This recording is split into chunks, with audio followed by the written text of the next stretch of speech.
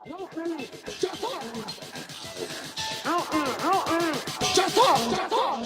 24%. What? 24%. You're Charlie Baby calling a pussy. You're Charlie Baby calling a pussy. 24%. What? 24%. You're Charlie Baby calling a pussy. You're Charlie Baby calling a pussy. One of the more shocking things that I have experienced over the course of those years are the number of young boys and girls who have openly declared their apostasy to me.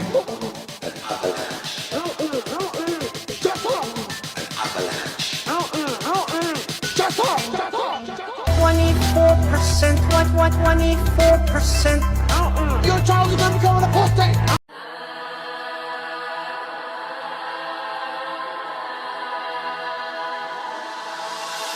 If I were to bring reasonable evidence that the Prophet Muhammad, that he was a true prophet, would you be willing to become a Muslim? How about no? I don't buy your Allah.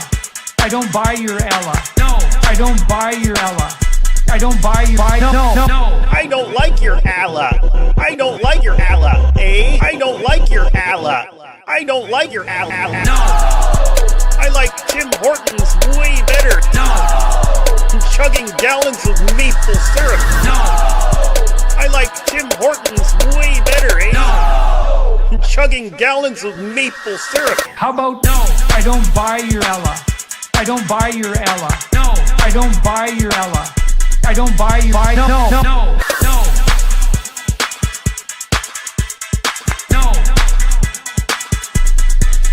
How about no? I don't buy your Allah. I don't buy your Allah. No. I don't buy your Allah. I don't buy you. No. What is up, everybody? Welcome to the Hey, live stream. where's that song from? Oh, that is from Polemic Pulse. I think he used to have another name, but that's what he goes by now. Sal. Sal. Sal, I think. Yeah. Sal. Oh, Sal. Yeah. Okay, cool. Yeah, Sal. That sounds like Sal. It's just funny because Sal always takes these clips of stuff I don't remember saying, but then, so it's like I'm hearing it for the first time. And then I'm talking about, I'm imitating Jordan Peterson talking about maple syrup. And I'm like, I don't remember saying that, but it sounds exactly like something I would say. So that's pretty funny, David. Yeah. It is So- hilarious. We always like to give a shout out to our Canadians when we play that song. So shout out to the Canadians. And, in regards to the first song, our main intro song, 24%, if you guys haven't seen the video that David put out yesterday, highly recommend it. And I just wanted to show it on the screen real quick, guys. And it's a huge encouragement. Just watch the video and give it a thumbs up. We're not on an account right now, so we did give it a thumbs up, but you can't see it. And then check out all the comments, guys. Ex-Muslim from Saudi Arabia, ex-Muslim from Turkey, now Christian, ex-Muslim from USA, Pakistani background, ex-Muslim here. Go through all the comments, guys. It's so encouraging. It's great. Oh, yeah. So That's amazing. 24%, the numbers are going up and up. I'm gonna post the link again in the chat. You guys check it out. And really great stuff. Oh yeah, and it just goes on forever. And I was thinking about putting I was just talking Thaddeus and Mary Harp and Elle last night. We have a little like planning meeting on responding to various things and so on. Anyway, I was thinking about putting a big map on my wall, and then as I'm reading out the comments of where people are from, like putting pins in the map. Oh, that's awesome. And then doing that over time. But I was thinking there's got to be a computer version of that sort of thing, right? Not up on technology. And then I forget if it was Mary or Thaddeus or Elle, but they said there's this website, Countries I Visited, and it's got like a big globe on it, and you could spin the globe and stuff like this and click on countries you visited. But I could actually use that, and as I'm reading through them, click on the various countries and stuff like this, and it's going to be like half the planet, man. It's like half the planet. We're hearing from ex-Muslims from half the planet. Seriously. Yeah, that's a great idea. A digitized version of it. It'd also be cool to get one on the wall too. Well, you got a bookshelf back there, but it'd be great to see that. I would. Hey, when we have when we have a big dope studio, we're going to make that a priority. We're going to make a giant map down the wall, and every time we get a testimony, we're going to like pin it on the wall, and that thing's going to look like a giant porcupine, man, a porcupine map. Oh, that sounds awesome. Can't wait for that. Yeah, guys. So we got, as you guys can see, David, the Dizzle. We got Chris with us from Speaker's Corner, myself and Daughter of Christ. And yeah, we're doing another call-in stream. So you guys have been seeing it weekly.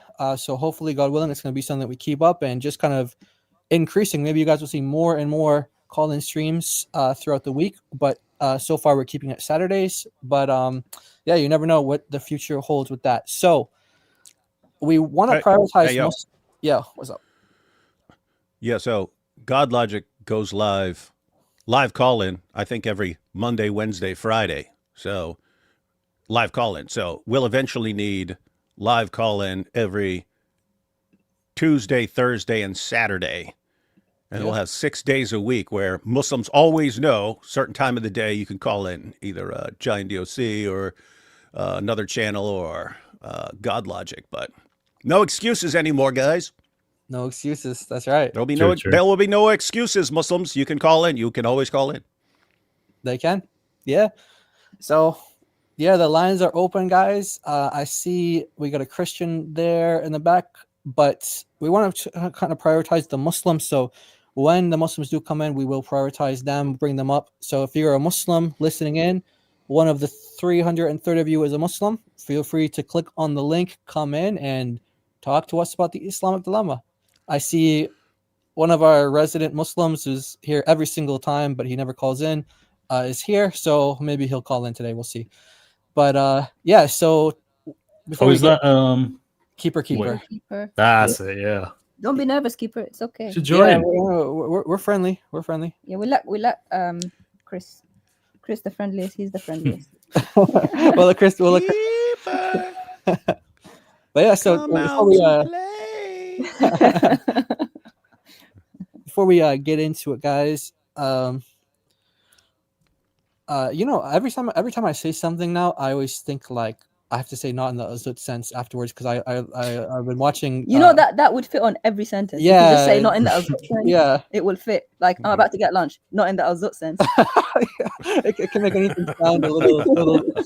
So it's like always in the back of my head now whenever I say anything. So I gotta be careful with how I word things. But yeah. So tell us about what's going on with you guys. How you guys doing this week? What's going on with you guys? What do you guys got coming up? I saw David. You got a stream. A really interesting title you got up for your live stream coming up. Dawah wives versus apologist wives. We're interested to watch that one. Oh yeah, that was just yeah. So I'm gonna be live with Isa Kabir, who's a Jewish Sufi Muslim, but he's a cool guy.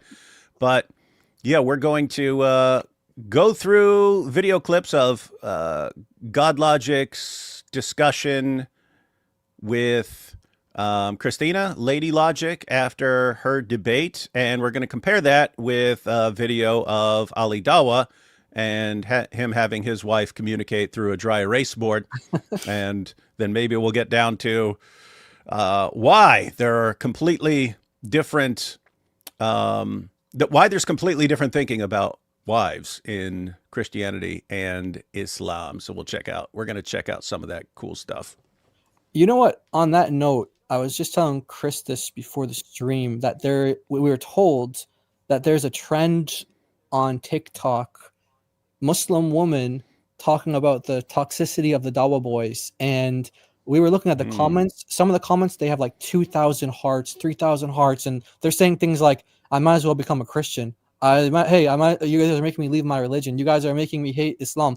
And it's like, I was just sent one of our sisters who is very active on TikTok, sent us like 5-6 videos. And we were just watching before the stream. And they're just Muslim after Muslim woman.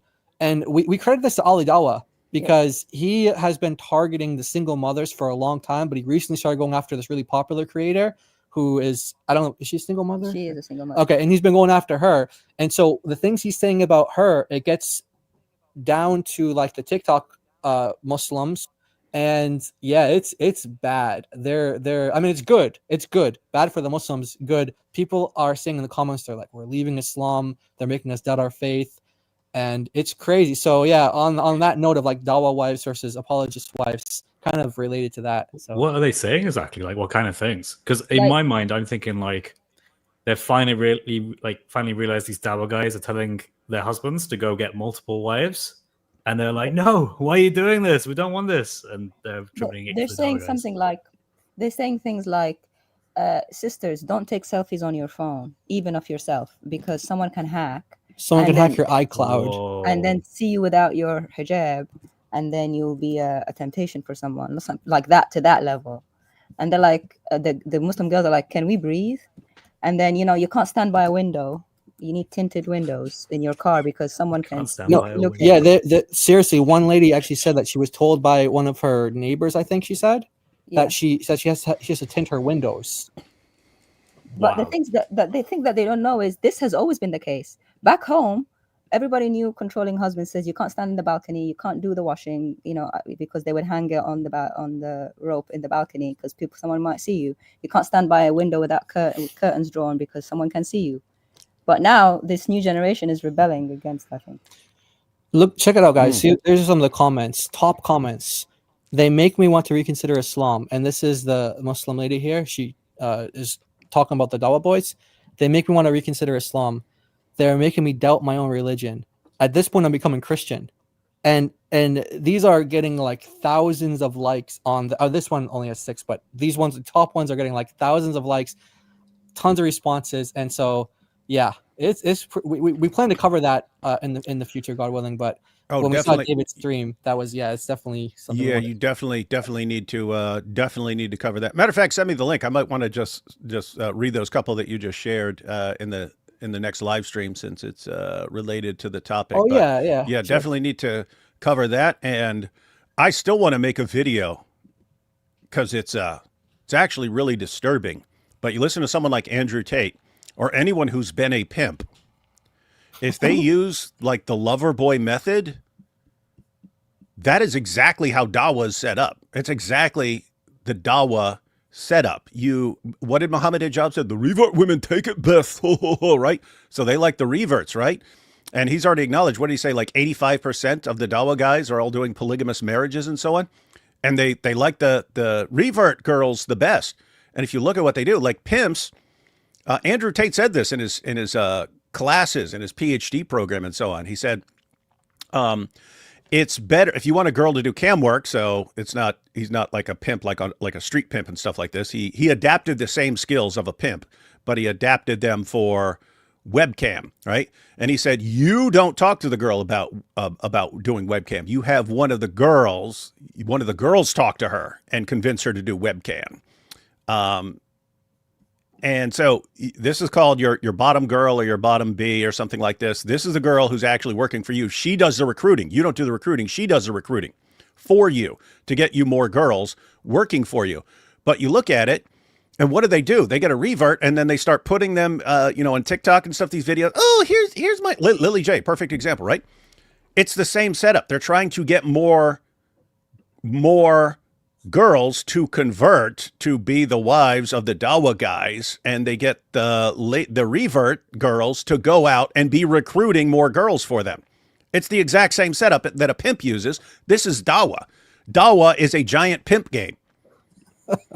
It's true. It's true. It really, yeah. They used to use these young girls to, like you said, like recruit for them, and like they would get like the Lily J's to kind of like get these other girls and whatever. But now they're turning away these young girls. Like, yeah. So that's what's going on, guys. Check out David's channel. A couple hours after this stream, he'll be going live talking about very related topic: Dawa wives versus apologist wives. And Chris, so what's going on with you? How are you doing? What you got going on this week, or what do you got planned? I'm doing good, yeah. Most of it has been my book. Most of it has just been writing. Been looking for publishers and stuff, which has been cool as well. Got a few things related to that. But yeah, I was really tempted to make a video on a video at, was it Yemeni? He made this video, this live stream, I think it was last night or the night before. And it was hilarious because he basically just calls out all these Dawa guys and was that about himself. Dawa is like being destroyed? Destroyed. Dawa downfall. Yeah. Dawa downfall. That's the one. Yeah. It was really embarrassing and really kind of funny because he just lectures all these other Muslims, but like he's in no position to lecture them.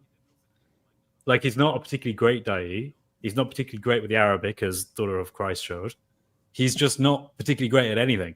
But he feels that he can put all these Muslims down for reasons I don't know. Like, I mean, he says that he has better character than these other Muslims, and that's like really important. You know, it's always important to have a strong character. But then he has live streams where he declares that he's going to go and he's going to unalive Christians at Speaker's Corner, you know, who blaspheme Muhammad. But yeah, but that is good character for them, right? Yeah, from their perspective, I guess that's the best of characters. So yes, these other weaklings, they won't even go and end the lives of the Christians who criticize Muhammad. They don't have good character. That's why Dawah's crumbling. Exactly. But I think it's projection. He feels he's doing terrible, so he's projecting on other Muslims. Like, you're doing terrible. The same way he was like, you have to be better at the Arabic, and he can't even read. Yeah. So he gives Arabic lessons, you know. He does? Yeah, he does. Like, during the live stream, he was like, by the way, guys, you can sign up for my Arabic lessons. No way. No way. Based. And the funny thing was, we just signed up for his class. He was like dumbing it down. He was like, you can sign up for my Arabic lessons. Hey. But they're only basic though, guys, right? They're just a little bit. Like, I can't help you with this, but the tiny little bit of Arabic, I might be able to help. And it's like, okay. Why would you? Hey, this is before all of your time. Way back when I was a kid, there was a movie called The Last Dragon. It was about kung fu masters, but they're in Harlem. And it was Bruce Leroy. He's the good guy. And then the bad guy was Shonuff, the Shogun of Harlem. And Shonuff, he was obsessed with victory, whereas Bruce Leroy, he wanted wisdom and the glow and stuff like this. So Shonuff realized he has to defeat Bruce Leroy to be the Shogun of Harlem. So anyway, Bruce Leroy doesn't want to fight him. So then Shonuff shows up at Bruce Leroy's dojo with all his students there, and he says, I heard this is a place of martial arts instruction. I was hoping I could get a lesson, right? DOC should show up. I'll be showing up. Yeah, DOC should show up to Yemenite's Arabic lesson and say, I heard this is a place of Arabic instruction. I was hoping I could get some lessons. I actually would. Yeah, that'd be hilarious. And then we just record the whole thing. I'll get kicked out in 1 minute. Yeah. All right, guys. I think we have our first Muslim for the night. I see we got about 3 or 4 Christians. We'll come to you guys. We just want to see if any Muslims will come first. But we will come to you guys right after this guy. So let's bring him up. His name is a random debater. So I'm assuming he's a Muslim. And he wrote in the chat, I'm here. So all right. Well, you are here, a random debater. Welcome to the live stream. Oh, you said not a Muslim. Okay. Oh. The way you said I'm here, the Arab, it kind of came off a certain way. So anyway, I changed your thing. You're not a Muslim. So sorry. We'll just take you first then. So what's up? How are you? Welcome to the stream. Yeah, if he really wants to sound like a Muslim, he should say, I'm here. Why is everyone running from me? It's because they know I'll humiliate them all. Actually, I just want to challenge David on the Islamic dilemma in the Shia version. So wait, are you a Muslim? No, I'm an ex-Shia. Ex-Shia. Okay, so what you're like atheist now or what? No, I'm a non-believer, but a big fan of David and apostate, and I listen to all of you guys. Smart. For a long time.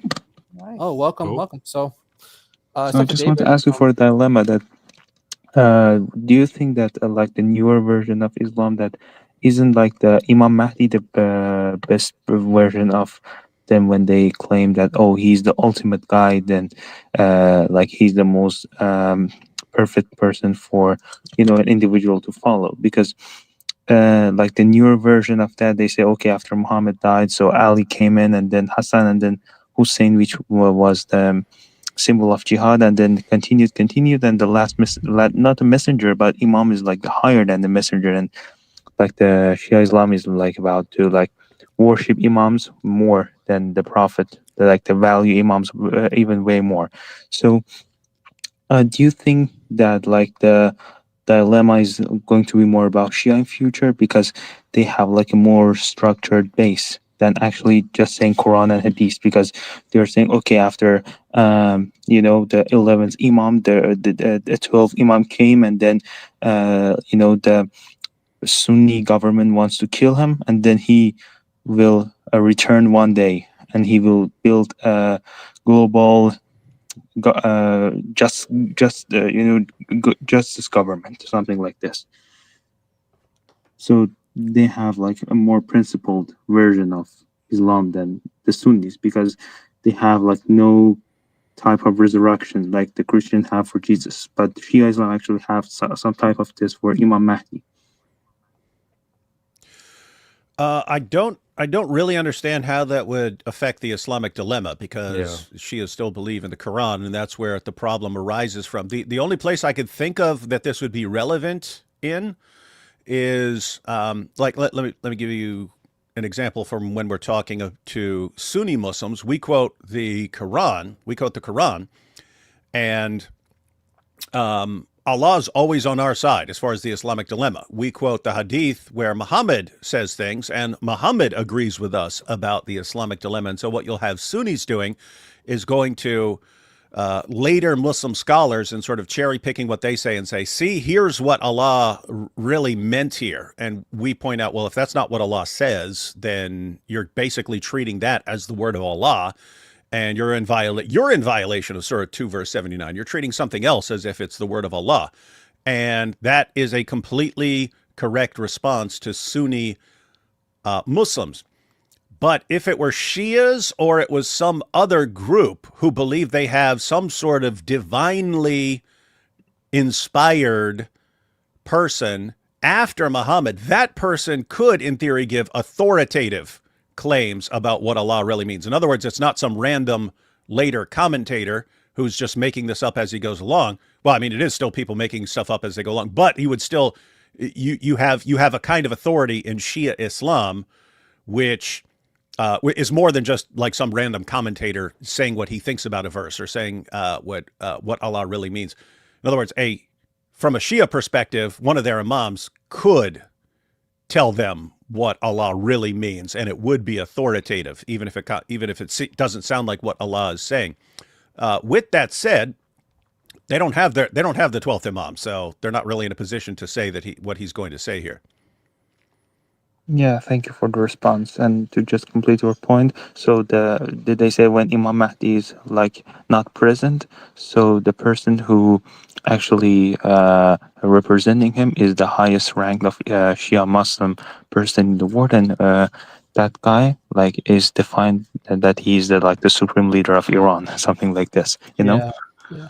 And thank you for the response, David. Sorry for wasting your time. Nope, not a waste of time. I wasn't thinking primarily in terms of Shias. I was thinking more along the lines of like Ahmadis and so on. That they believe in, Mirza Ghulam Ahmed and his successors and so on. So I have thought about like, well, if they believe that their guys actually have some sort of divine authority, could they say what Allah really means? So it is an issue, but I have to say, We'll kind of deal with that as it arises. The vast majority of Muslims are Sunni Muslims, and so this argument's as good as gold for vast majority of Muslims. And if some other Muslims with some extra people in their system come up with responses, we'll have to take a look at those as they come out. All right. Thank you, a random debater. Appreciate that. Okay, he left. Good question. Yeah. So no Muslims. So we're gonna start taking some other non-Muslim callers. So we got Maximus. What's up, Maximus? Welcome to the live stream. Maximus the Merciful. Maximus the Merciful. What's up? Hello. Hey, Maximus, how you doing? Yeah, I actually wanted to commend you, Chris. I've been watching you for about 2 years. I've known you as the Iceman, actually. If you know, you know. I remember that. And yeah, I wanted to commend you for what you're doing. I just wanted to ask, like, when are pre-orders going to be available for the book that you're writing? So I'm kind of naive idea that I'll get it done before Christmas. I'm quite a prolific writer, so I can write a lot very quickly. But even if I finish all of it this side of Christmas, I then have to go and get it published. I have to get the cover designed. I have to decide how big the trim is, which is like the pages. There's a lot that I've got to sort out, and I also need to figure out who I kind of want to bring on board to help with that. I won't say who it is, but there is someone who has somewhat reached out, and they're reading the manuscript, which is like the current state of the book, and they're going to give me feedback on it. So I see. I wanted to commend Jai and DOC as well, because it's very encouraging to see couples fighting the Islamic dilemma, you know, and it's very good to see women who are ex-Muslim, like Doc. Wait, who's actually Doc? Is the woman, right? Yeah, that's right. That's me. Oh yeah, I wanted to Thank commend you. her for her bravery, for her courage, you know. May God bless her, and you know, and I wanted to commend David Thank Wood. you. Thank you. I mean, David Wood doesn't need any commendation. Everyone knows David Wood. He's a legend. He's an OG. So yeah, and I wanted to commend Jai as well. So God bless all you guys, man. Thank you, Maximus. Thank God you. bless you. too, man. thanks, brother. Thank you so much for letting us know. And thank you for the encouragement. Hey, Chris. Hmm. Hey, Chris. Yo, Yeah. as far as publishing your book, We'll take yeah, it. see how whatever you were working on, see how that works out. If whatever you've got in mind doesn't work out for some reason, take a little trip to a place called the U.S. next month. There's EPS and ETS. It's a big academic conference, but all the Christian publishers show up, academic publishers, academic books and stuff all show up. You can literally walk up to the table of Zondervan, Baker, all that stuff, talk to guys. I either know all these guys or I know people who know all of them. It would be very simple to walk around and say, hey, this is the hottest topic on the planet right now as far as dealing with stuff. And this guy's got the book. You want it or not? If so, sign the contract. If not, we will burn your book stand to the ground. something along those lines. Nice. Yeah, man, that's food for thought. Yeah, I'm gonna give that a think because that'd be awesome. That'd be great. Yeah. All right, guys, we're gonna run through some supers real quick. We got a new member, JN. Thank you so much for the membership. We've got Gary Bay. Is this Muslim only call-in? Have a question. It is open for everybody. Priority to Muslims though, and then God willing, once it's a majority of Muslims, then it'll just be just Muslims. But until that happens, we'll kind of share the space for everybody who has something to say on the Islamic dilemma. Coltrane, thank you so much for the super chat. He said, thoughts on Muslim prayer room being in the Vatican grounds. Yeah, that's terrible. Yeah, just really bad and not a good. Yeah, I have to say, it's always in our mindset that if we're just as nice as possible, all their hearts are going to melt and so on, and they just look at us as stupid when we do this stuff. So you're not impressing Muslims with this stuff. Yeah, exactly. Carl, thank you for the super chat. Yes. From South Africa. I'm you. starting to learn all these different currencies. Do you do that too, David? Do you get all these like strange currencies and you're like, oh, that's from, you start learning like the different ones. I learned ZAR is South African. Oh, you okay. Okay, he says, God bless you all. You guys hear about the Sanaa Quran manuscript found hidden in Yemen? Apparently the parchment dates to the 7th century and it differs significantly from Ottoman version. Yes. Yeah, you have the Sanaa manuscript that lines up pretty well with the Uthmanic Quran. But yeah, then you have the palimpsest, which is underneath it, because back in the day, parchment pretty hard to come by. I mean, even if you read the Muslim sources and you talk about how they would originally write down parts of the Quran, they'd be writing it on like flat stones and bones and palm leaves and so on. Because parchment little difficult to come by. It's expensive to make and so on.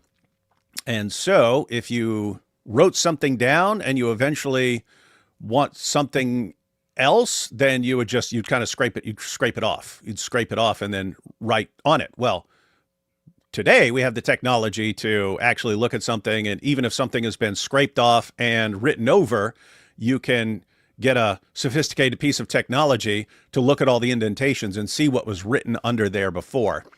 And so that's what a palimpsest is. It's not written on there now, but they can use some equipment and see what was written under it before.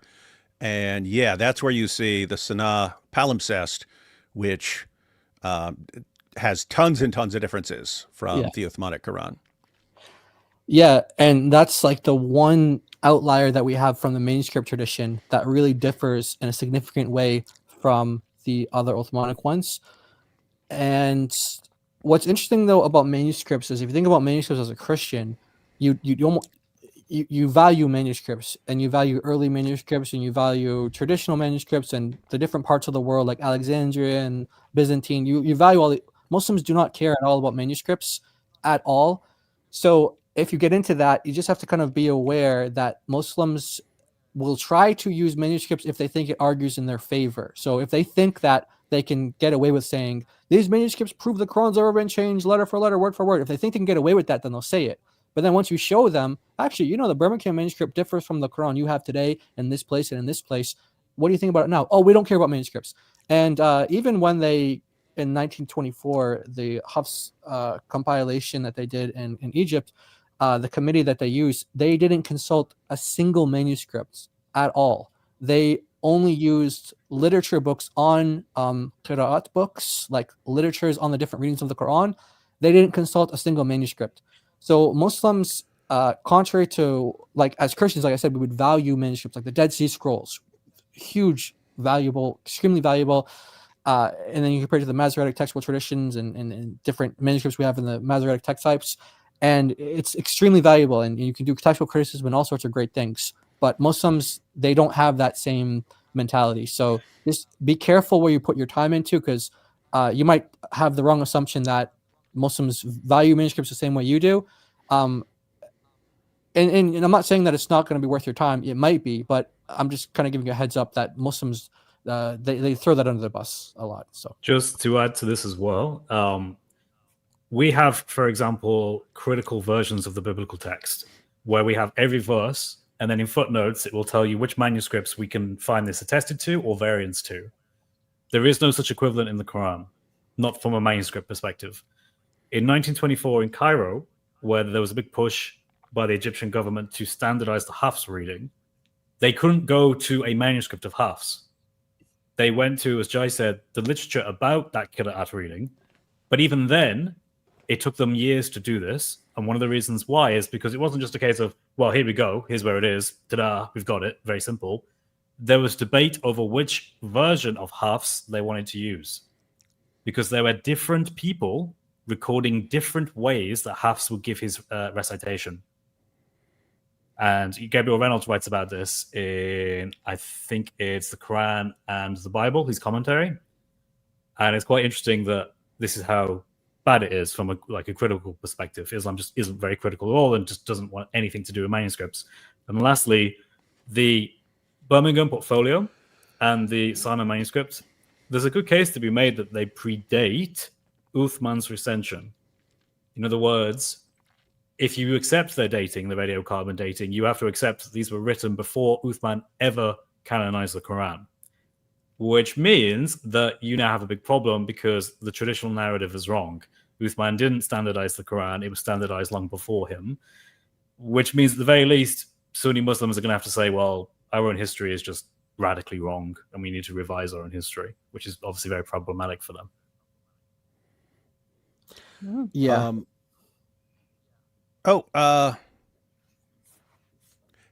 Giant DOC. One of the things we need to do next year, because this is one of the requests I get pretty regularly. They'll say, yeah, there's this live stream going through some Quran variants and stuff, but I need stuff to be able to show my Muslim friend and stuff like that. When we're just sitting there, something I can pull up on my phone. We need to make a bunch of shorts with one variant per short. You know what I mean? Here's what your Quran today says. Here's what the Sanaa palimpsest, our earliest Quran, says. These are different. So tell us about perfect preservation. But tons of those. Need tons of those so they can just flip through them. We got to destroy all the, because we all know the myth of perfect preservation has been wrecked. But you still have Muslims at the popular level. This hasn't this hasn't gotten down to them yet. They don't realize it. And so got to put it in the hands of people around the world so that they've all got it on their phones and all got it handy and can just wreck that lie wherever it pops up again. Definitely. Yeah, I would love to do that. I want to just say that this actually is an important thing to get into. It's just when you're communicating to Muslims. So it's historically very important. I think Captain Christianity did an interview with Gabriel Reynolds, actually, and he was making a case, a very interesting case, that places where the Quran is like word for word, like copy and pasting itself, he was making a case for like an early written compilation of the Quran rather than it being oral, because he was saying that the type of variations you have, like an oral speech, like an itinerary preacher, they might preach on the same topic, but they'll give like different details and different things. So he's kind of comparing it to like the story of Adam and Eve. Like you have that so many different times in the Quran, and it differs in little details here and there. But then there are other things on the Quran that are like, the Jews and the Christians and the Sabians, they all got to go to heaven if they do the good works and all that stuff. That's mentioned like 3 times in the Quran. It's almost verbatim. And he was saying when you have that level of like exactly the same words in this part of the Quran and then that part of the Quran and that part of the Quran, he was making a strong case that is actually a indicator that there was an early written text, not Wait, does this mean we found the real Q? Like this time Q means Quran, right? That's funny. Yeah, that's a good connection there. Yeah, that's the real Q. But he's kind of like developing the idea a little bit. And I think he was kind of teasing it out in the stream, but he has some sort of paper on it that Cameron was talking about. So interesting stuff. Yeah, good stuff. Non-sticky glue. Thank you so much. What is the Ummah supposed to learn from this? Sahih Bukhari 3849. Okay. Right. So I'll just bring that up while Jai does something else. Okay. So actually, we'll just leave him up so we don't lose the comment there. But yeah. So. Oh yeah, that's a famous hadith. Okay. What's that one? Oh, you want me to read it? Yeah. Narrated Amr bin Maimun, during the pre-Islamic period of ignorance, I saw a she-monkey surrounded by a number of monkeys. They were all stoning it because it had committed illegal sexual intercourse. I, too, stoned it along with them. So, yeah, this is where you find out that monkeys enforce Sharia law against their fellow monkeys, and that Muslims would even jump in and help the monkeys enforce Sharia. And these are the sources that John Fontaine says are inspired. And you'll find the Injil in there somewhere as well. Yep. Is this story about monkeys stoning another monkey in your Bible, David? That sounds exactly like. Yeah, that sounds. This is the real Injil here. There are different accents in England, and you basically nailed his accent, because that's like the northern one perfectly. I can't even do that. So what what is the Ummah supposed to learn from this? Oh yeah, the Muslims need to learn that monkeys need a system where they can register their marriages, just so that you know which one's married to which monkey. Okay. Thereby, you can legitimately stone the monkey. There you go. All right, last one, then we'll get to some calls. Celeria. Hey, Celeria. I haven't heard from Celeria in a while. I've also got an interesting observation related to the Islamic dilemma to offer if none call in, stemming from Surah 57, though it's a bit indirect insofar as it's the Quran identifying who the true follower of Christ are. Great. I see he's actually in the queue, so we'll come to you. Yeah, I see someone called Jabber. Jabber, I'm just based on your name I'll put him up as a Muslim guest, but hopefully that's a Muslim. So thank you, Celeria. We will we'll bring you up eventually. I see you in the chat, in the queue. I mean, in line, in queue, in the queue. I'm mixing the different ahruf of English. So yeah, let me put up the banner and Jabber, welcome to the Hello? lecture. Hello. Can you hear me? Yes. Yeah, we can hear you. How you doing? Good. Awesome. So I'm kind of here to defend John's position on the. okay. Wait, so you're a Muslim, right, Jabber? Yeah, of course, I'm Muslim. Okay, great. I mean, all right. Cool. So my evidence is kind of different than what he provided. Ready to hear? Yeah, absolutely, man. We'd love to hear it. Okay.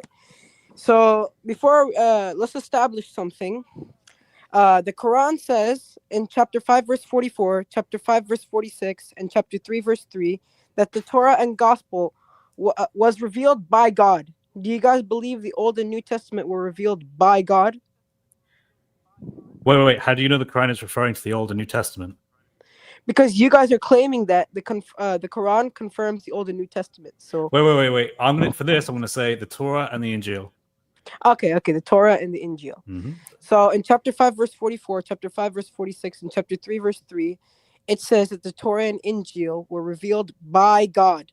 Yeah. So do you guys believe that Torah and the Injil were revealed by God? Yes. So you guys believe that your what we have today was revealed verbatim by God? We believe the essential message is in our scriptures today. Yes. But that's not what the Quran is referring to, because the Quran is referring to the verbatim speech of God. Where does it say Because that's what it verbatim? says. Chapter 3, verse 3, chapter 5, verse 44, and chapter 5, verse Wait. It says verbatim there, does it? Huh? Does it say verbatim? The word verbatim? In those 3 verses? That's that's called exact words fallacy. It doesn't say verbatim. Wait, what? You were the one that said it. So I'm saying, where does it say it? So you need to give me some evidence. That's what it means. Uh-huh. All right. Chris is wondering if you're adding words to the Quran. No, I'm not adding words. Because the Quran would condemn you and send you to hell for that. No. I'm not adding words to the Quran. Because in chapter 3, verse 3, it says, again, that God has revealed these books. It doesn't say it was inspired. It says it was revealed by God. So it's a little Wait, if it's revealed, it's inspired, right? No. It's kind of a little different. So Allah can give something from himself that is not divinely inspired. But to be divinely inspired would mean that the author is God. Sorry, unless you're saying the angels made it up. No, because you guys have a different definition than us. What we mean is basically that it's exactly from God. Like God said it, like in a point in time. So you're God saying said it. you're saying the Quran has a very high view of the Torah and Injil. It thinks it's exactly the same as revealed from God. That's right. Okay, sure. So, does that compare to what you guys have today? That's my question. We can check. We can look at what the Quran happens to quote from our scriptures, the Torah and Injil, and see if they match up. Yeah, that's right. Let's check. All right, should we do it? So let's start. I'll give you some verses, right? Okay, I can give some as well. But if you want to do it, you go ahead and start. Okay, sure. Let's go to Surah Al-Ma'idah, ayah 44. Mm-hmm. Yeah, that's one of the verses I quoted. You guys want me to put them on? 45? I'll put them on the screen, okay, Chris? Yeah, if you can put these references, that'd be good. It was up. It's the iPhone I. Okay. That's 545. Okay, 545. Cool. Mm-hmm. So I'm just gonna put it up here for you guys. That's the one. 1 second. All right. There you go. Is that can you guys see that okay? Should I zoom in at all? Is that good? That's fine for me. Yeah. I got the verse memorized anyway. Okay, so is this in, I believe it's Exodus 21, the idea that there is a life for life, tooth for tooth. It's the same retribution of something that is applied to you is also applied, something that's applied to them is also applied to you. Is that the same kind of idea found in the Torah that the Quran is mentioning? Yeah. What other examples you guys have? Sure, let's go to Surah Al-Miriam. Chapter 19. Yeah, from 2 to 10. 19. So you're basically telling the story of Zechariah and it's found in Luke chapter 1. Okay. So I don't know if you want to read through it all or you just want me to. No, it's okay. I get the gist. Okay, so we have in the story of Luke of Zechariah, he wants to have a child, but both him and his wife are very old. But then he has an experience and he gets told that actually he will have a son, and that son will be called John, or in your case, Yahya. Yeah. And that he won't be able to speak for a certain amount of days, and that no one before has been called John or Yahya. That's all found in your Quran. That's right. It's all found in Luke as well, although Luke gives more detail. All right. And then let's see. I have some examples too if you want me to give you some. Yeah, if you want to bring them up, yeah. Let's go chapter 48, verse 29. Yeah, okay. Where is that in your Bible? Wait, the parable of the seed growing into a strong tree and branches. Where is that in your Bible? I believe there is one. In fact, Yusuf Ali, I think, even says that this is in our scriptures, if I remember right. Where? Let me bring up Yusuf Ali's commentary because he actually pointed out directly. If it is what I think it is, I'm pretty sure it is. I mostly follow the clear Quran because I met that guy in person before. Let's see. You met that guy in prison?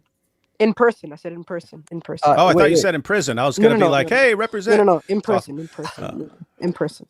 I was gonna say, yeah, I like 4829. I like 4829. It's Muhammad is the messenger of Allah, and those who are with him are strong against unbelievers, but compassionate amongst each other. Interesting. Just to be clear, the clear Quran, that's not the Quran only one, like, is it? I don't know. No, it's like a sort of common English. Oh, okay. Easy to understand Quran, yeah. All right, cool. All right, so yeah, here's the verse. So Chris is just pulling up the commentary from Yusuf Ali, and he's gonna confirm if some Muslim scholars actually confirm that this is paralleled somewhere. Even if he brings that guy up, I'm sorry, I don't really know much about his translation, so I can't comment. Okay. So it's generally understood that this is in reference to the gospel. By the way, it's like a parable. The seed, and then sending forth this blade, making it strong, and so on. Yeah. And where's that? Commentary on it.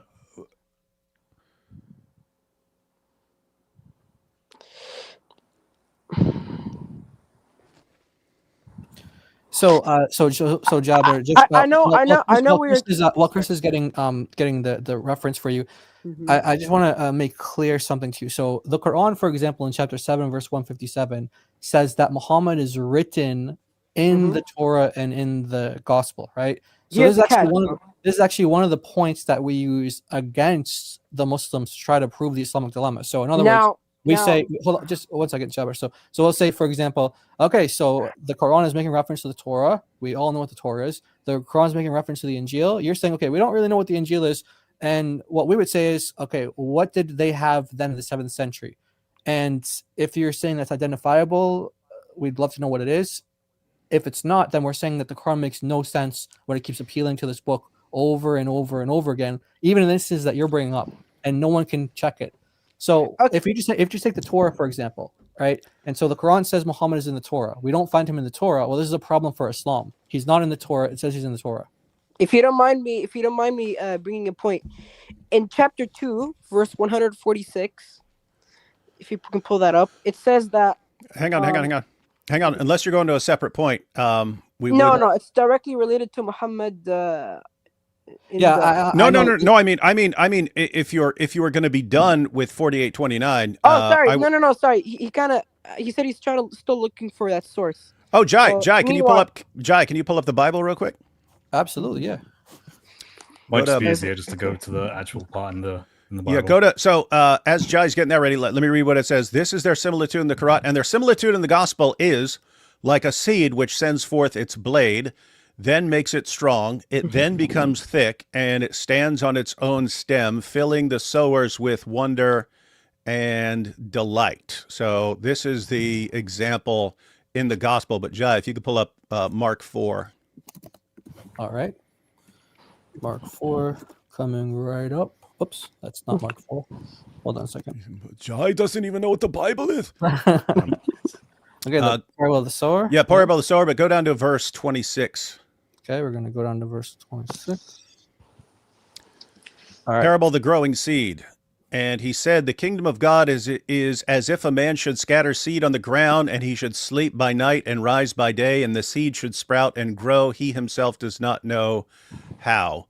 So sounds like the Quran is alluding to the same story here. So you're asking where this was in the Bible. Okay. I have to point out though, that one in 4829 does look like it's drawn from what Muhammad heard. But I have to point out, if you're just going to go to various Quran verses and say, where's this in the Torah? Where's this in the Injil? Like John Fontaine, I don't think you guys have understood the argument.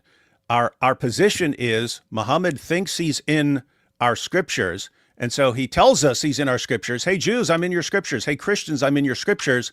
but he doesn't really know what's in our scriptures. They call Muhammad the ear. He would believe whatever anyone tells him.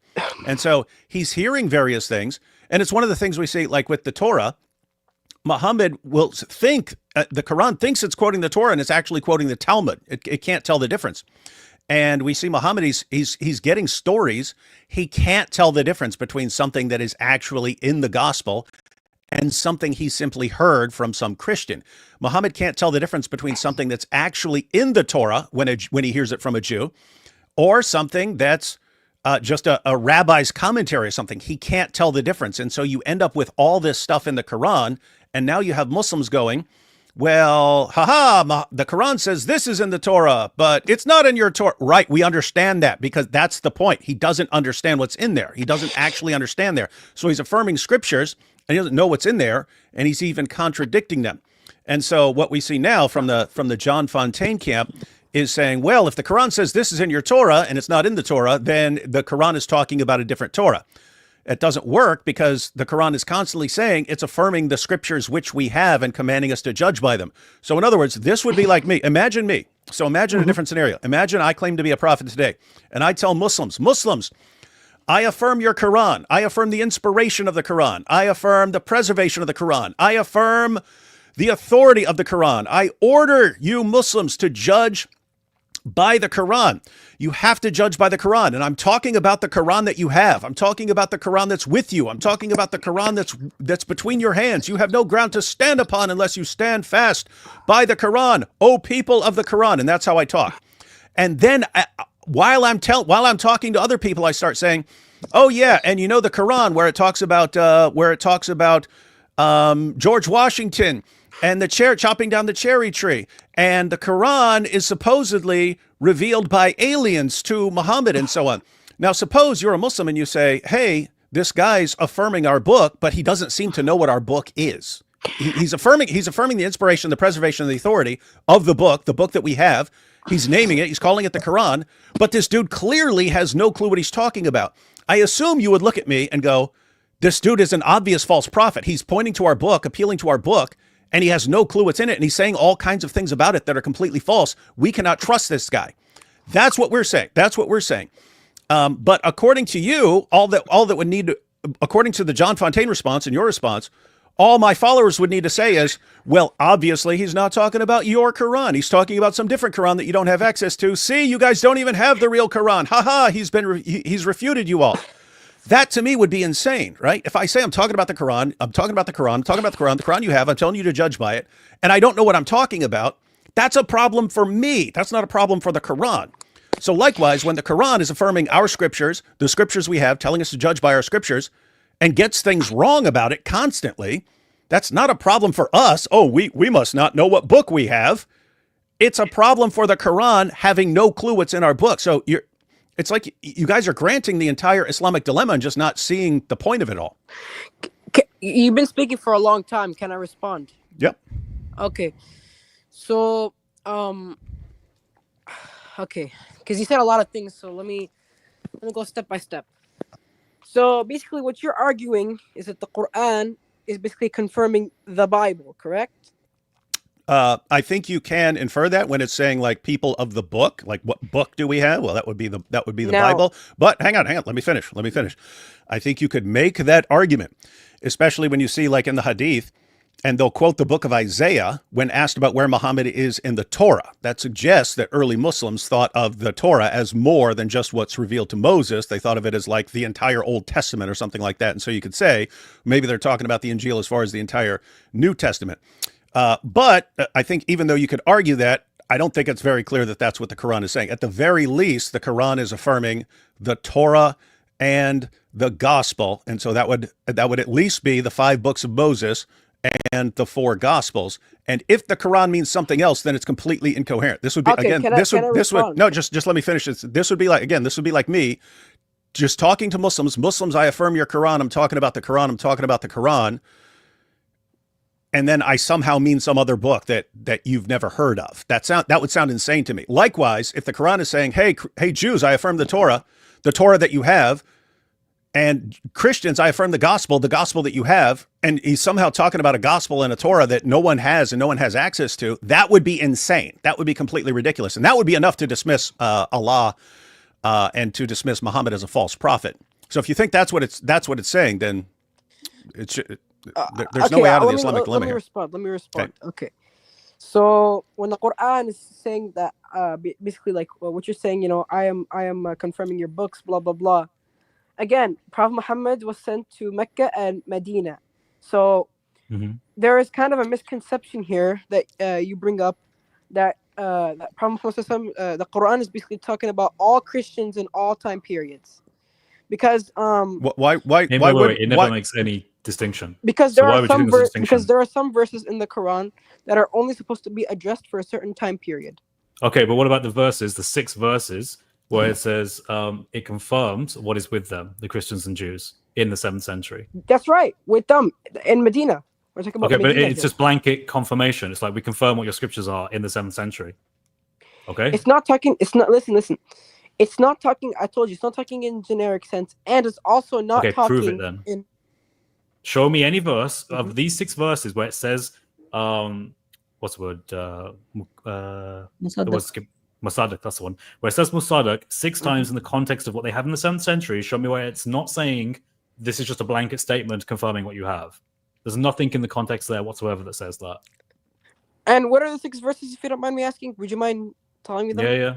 So 241 is one. I think 289 is one. 447 is one. Okay. We can go through these. Yeah, and you're just going to be like, one by one if you want.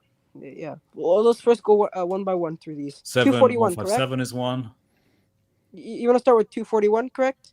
Yeah, let's start with that one. Let's start with that one. So, believe it or not, let me ask you guys first, because I have an answer. Who do you guys think the speaker of this verse is? Who do you think is talking in this verse? 241. Hold on 1 second. Let me just pull it up so everyone can. Shall we read it first? Let's read it for the audience. Yeah. وآمنوا بما أنزلت مصدق لما معكم ولا تكونوا أول كافر به ولا تشتروا بآياتي ثمنا قليلا وإياي فاتقون. Yeah. I know the verse by memory. مصدقان. You said مصدقان. Yeah. No. Okay, so who's speaking, sorry? Exactly. Now I'm going to ask you guys first because I have a response. Okay, so when it says, so you read it in Arabic. Do you know Arabic? Yeah, he sounds like he does. Yeah, of course. I know the whole Quran by memory. Okay, but you know Arabic though, or you just learned it in Arabic? No. I know enough. I know enough Arabic. Okay, fine. I know enough Arabic grammar to understand the Quran. Okay, Anzaltu. What does Anzaltu mean? Revealed. Yeah. What is the Anzaltu? Like who's the one doing it? Yeah, the pronoun. Who's revealed it? Allah. Okay, good. So you're asking who's the speaker. So you just answered the question. No. Let's go to the verse beforehand. It says, "I have revealed." So who's the one who's revealed? No, it doesn't say I, because yes, if you want to say Anzaltu means I did it. I revealed. Do you see here? No, it's no. وآمنوا بما أنزلت and believe on what has been revealed. No. Anzaltu means what I. No. You're reading. I don't know if you're reading a translation or that's why I asked you if you know Arabic. Anzaltu means something that I did. Do you see this word here? I. Yeah. Okay, I have sent down. So Anzaltu means I've sent down. You know, like akaltu means I ate. So the two means I. Do you know that much? Yes. Okay. So Anzaltu means believe. So it's saying believe in what I have sent down, and then what is I've sent down? It confirms what's with you. This is past tense, by the way. Yes, exactly. Yeah, exactly. So, what I have sent down. This word doesn't. This verse doesn't really prove your point because it's talking in the past tense. We haven't made a point. We haven't made a point. So you asked who's the speaker, and I'm telling you, it's really clear who the speaker is. Allah's saying I sent down, so he's the speaker. Allah's the speaker. Yeah, we haven't made a point yet. You just asked who's the speaker. Perfect. So who? Allah is the speaker. So we went. That's right. Allah the word to see who is. That's all. That's right. Okay. So now, this kind of goes against you because it's in the past tense. Keep reading, buddy. Keep reading it. Keep reading. So Allah sent it down past tense, but what does he say after that? And don't be the first people to disbelieve with it. No. What does it say after I revealed it, after I sent it down? What does it say after that? With you. Oh. Yes. With you. By the way, the Anzaltu means the Quran. So if it's past tense and it doesn't go against us, it goes against you if you think past tense means it disappeared. Because here it says, what I've revealed, and it confirms what is with you, which means the Quran confirms what is with you. Present tense. So what's with anzaltu you. actually means the Quran. So you were trying to make a point about No, because you guys were using this verse in relation to the Torah and the Injil. Being confirmed. Being confirmed. Being what is with you. Lima ma'akum is the Injil and the Torah. Yes. But let me go back to what I said earlier about. Hold on. So wait. So you asked Chris the question, who's the speaker? So what was your point with asking who the speaker is? Yeah, Allah's the speaker. Allah says He sent down, and you pointed out past tense, but that's referring to the Quran. So if you're thinking that no longer means that whatever He's talking about has been preserved, then the Quran hasn't necessarily been preserved. But then it's present that the Quran in the present is confirming the scriptures that are already with them. The whole point of me making that is just to give the context, because it's important to give context. Okay, what is the context? Okay, the context here is basically Allah talking to the Jews, and reminding them His favors that He has bestowed upon them, and talking about basically the whole story of Musa, and saving them. How does that help you? How does that? Yeah. help? So do you remember what Chris's point was? Why he brought this up in the first place? Do you remember why he brought it as part of 6 verses to say that the Quran is preserving the Quran is confirming your scriptures, correct? Yes. Right. And so But do you disagree with all that? these 6 verses, sorry. I mean, this is just one we have on Yeah, screen, but okay. Yeah, we can go to all of One them, by but one. I know them by memory. Remember I told you, like, I know the whole Quran by Memory doesn't help. Memory doesn't help when you're not making a point. What Okay. is the point that to prove that Chris is wrong? Okay, the whole point is that in all of these verses, it says Allah has revealed these scriptures. Allah has revealed them. And Okay. that we have them. And that we have them. So if you're saying that Allah revealed scriptures and you're saying it's not what we have, you're contradicting the it's what we have part. The misconception here is that it's that this is talking about the future tense. This is only talking about present We're not tense talking in future. Medina. We're not. It's present. The Quran is Jabber, just let me make a pretty quick point here. So, and this is something I brought up in my debate with John, that when Allah is saying here, I have sent down, believe in what I've sent down, the Quran, confirming that which is with you, what you have now. This is talking to, so I think the point you're trying to make is this is talking to Jews in a certain place in 7th century Arabia, and doesn't necessarily tell you anything about Jews and their book outside of there. But what's assumed? Look, if the Torah is revealed to Moses in, let's say, 14 centuries BC, and the Jews of Medina still have it in the 7th century AD, that is telling you something more than just what Jews in Medina have, because it's saying that somehow the Torah that was revealed to Moses survived from the 14th century BC to the 13th, 12th, 11th, 10th, 9th, 8th, 7th, 6th, 5th, 4th, all the way up into the time of Jesus, and then beyond through to the 1st century AD, 2nd century, 3rd century, 4th century, 5th century, 6th century, 7th century, all the way down in Medina. The Jews somehow preserved this book for 2,000 years. Guess what? We have copies of the Torah from before this. We have the Dead Sea Scrolls. We have Jews making commentaries. We have Jews translating it into Greek and Aramaic and so on. So we know what the Torah was during this time. So if you're saying it somehow disappeared off the entire planet and the Jews of Medina are the only ones who have the reliable scriptures, that sounds insane to us. It sounds completely insane to say this book was transmitted for 2,000 years and there's not a peep of it anywhere. And the only people on the planet who actually had an accurate copy was in 7th century Medina. And then suddenly it just disappeared off the face of the earth again. So it's revealed to Moses. It disappears. It miraculously appears in 7th century Medina, which, according to your theory, is conveniently the only place that still had the gospel. So these 2 books of Allah, the only place they exist is some little town in Arabia, the only place they exist.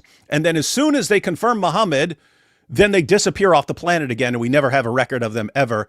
That sounds insane to us. And if you think that is an acceptable way of arguing, guess what? we can easily say that the original Quran was a Christian book delivered by Muhammad, the Christian preacher, the Trinitarian Christian preacher, and then right after he revealed it, it disappeared off the face of the planet, and then people wrote what you have today. You would have to accept us saying that because it's what you're doing with our book. It sounds insane to us. We wouldn't argue like that unless we're joking, and yet this is becoming like a serious position in dawah. Yeah. And so thank you, Jabber. Thanks for coming. Thanks for your questions. And I hope that you reflect on, go back on the live stream, rewatch the discussion, and hopefully you reflect on some of the points that we made. We have Farhan is next. Yeah, Welcome, Farhan. We do have to move on because we have lots of people waiting. Jabber. Farhan is... Farhan, can you hear us? He's muted. There, Farhan. Hello. Hello. There. How you Welcome to the doing? stream. Hi. Yes, I got a question for David Woods. About the Islamic dilemma. Let's go. Dilemma. Yes, I would like to say. I know David Woods is a racist. Okay. Thanks for thank you, Farhan. He's not Muhammad. You can let him call me a racist, even though I never call Ethiopians raisin heads and so on. You never owned any racist. You never owned any slaves, have you, David? Yeah. Muhammad did, though. No, I never bought, owned, sold, and traded black African slaves like Muhammad did. Traded 2 black slaves for 1 non-black slave. Yeah, no, I wouldn't do that. I wouldn't do that. I wouldn't have any slaves to begin with.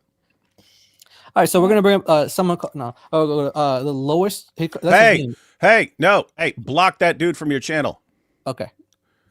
Just block him. Just so you know, he's one of those guys who he goes around flagging videos and stuff and reporting them to YouTube, even if they don't violate any rules and stuff like that. Total evil scumbag. So, I was talking about Yemeni's live stream, right? Guess what? One of the things he told his watchers to do. He was like, "You guys, you shouldn't debate on the Kafir channels, but if you do go there, just flag it for what was it, like naughty language or something." Oh gosh. Oh, no. Yes, he. This is again the state of his character. He's telling people to abuse the YouTube system and falsely flag content that is in no way. To be honest, like there's nothing we've said that is even remotely to that level, but they flag it anyway.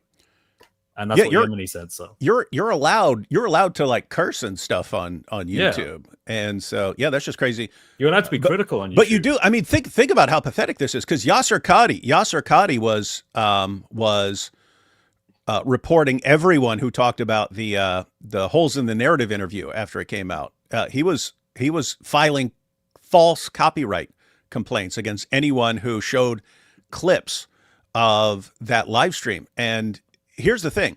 You could take some person who has no clue what they're talking about, and they might think, hey, if it's my video, you can't respond to it because it's my content. You could have someone who's ignorant of what fair use is.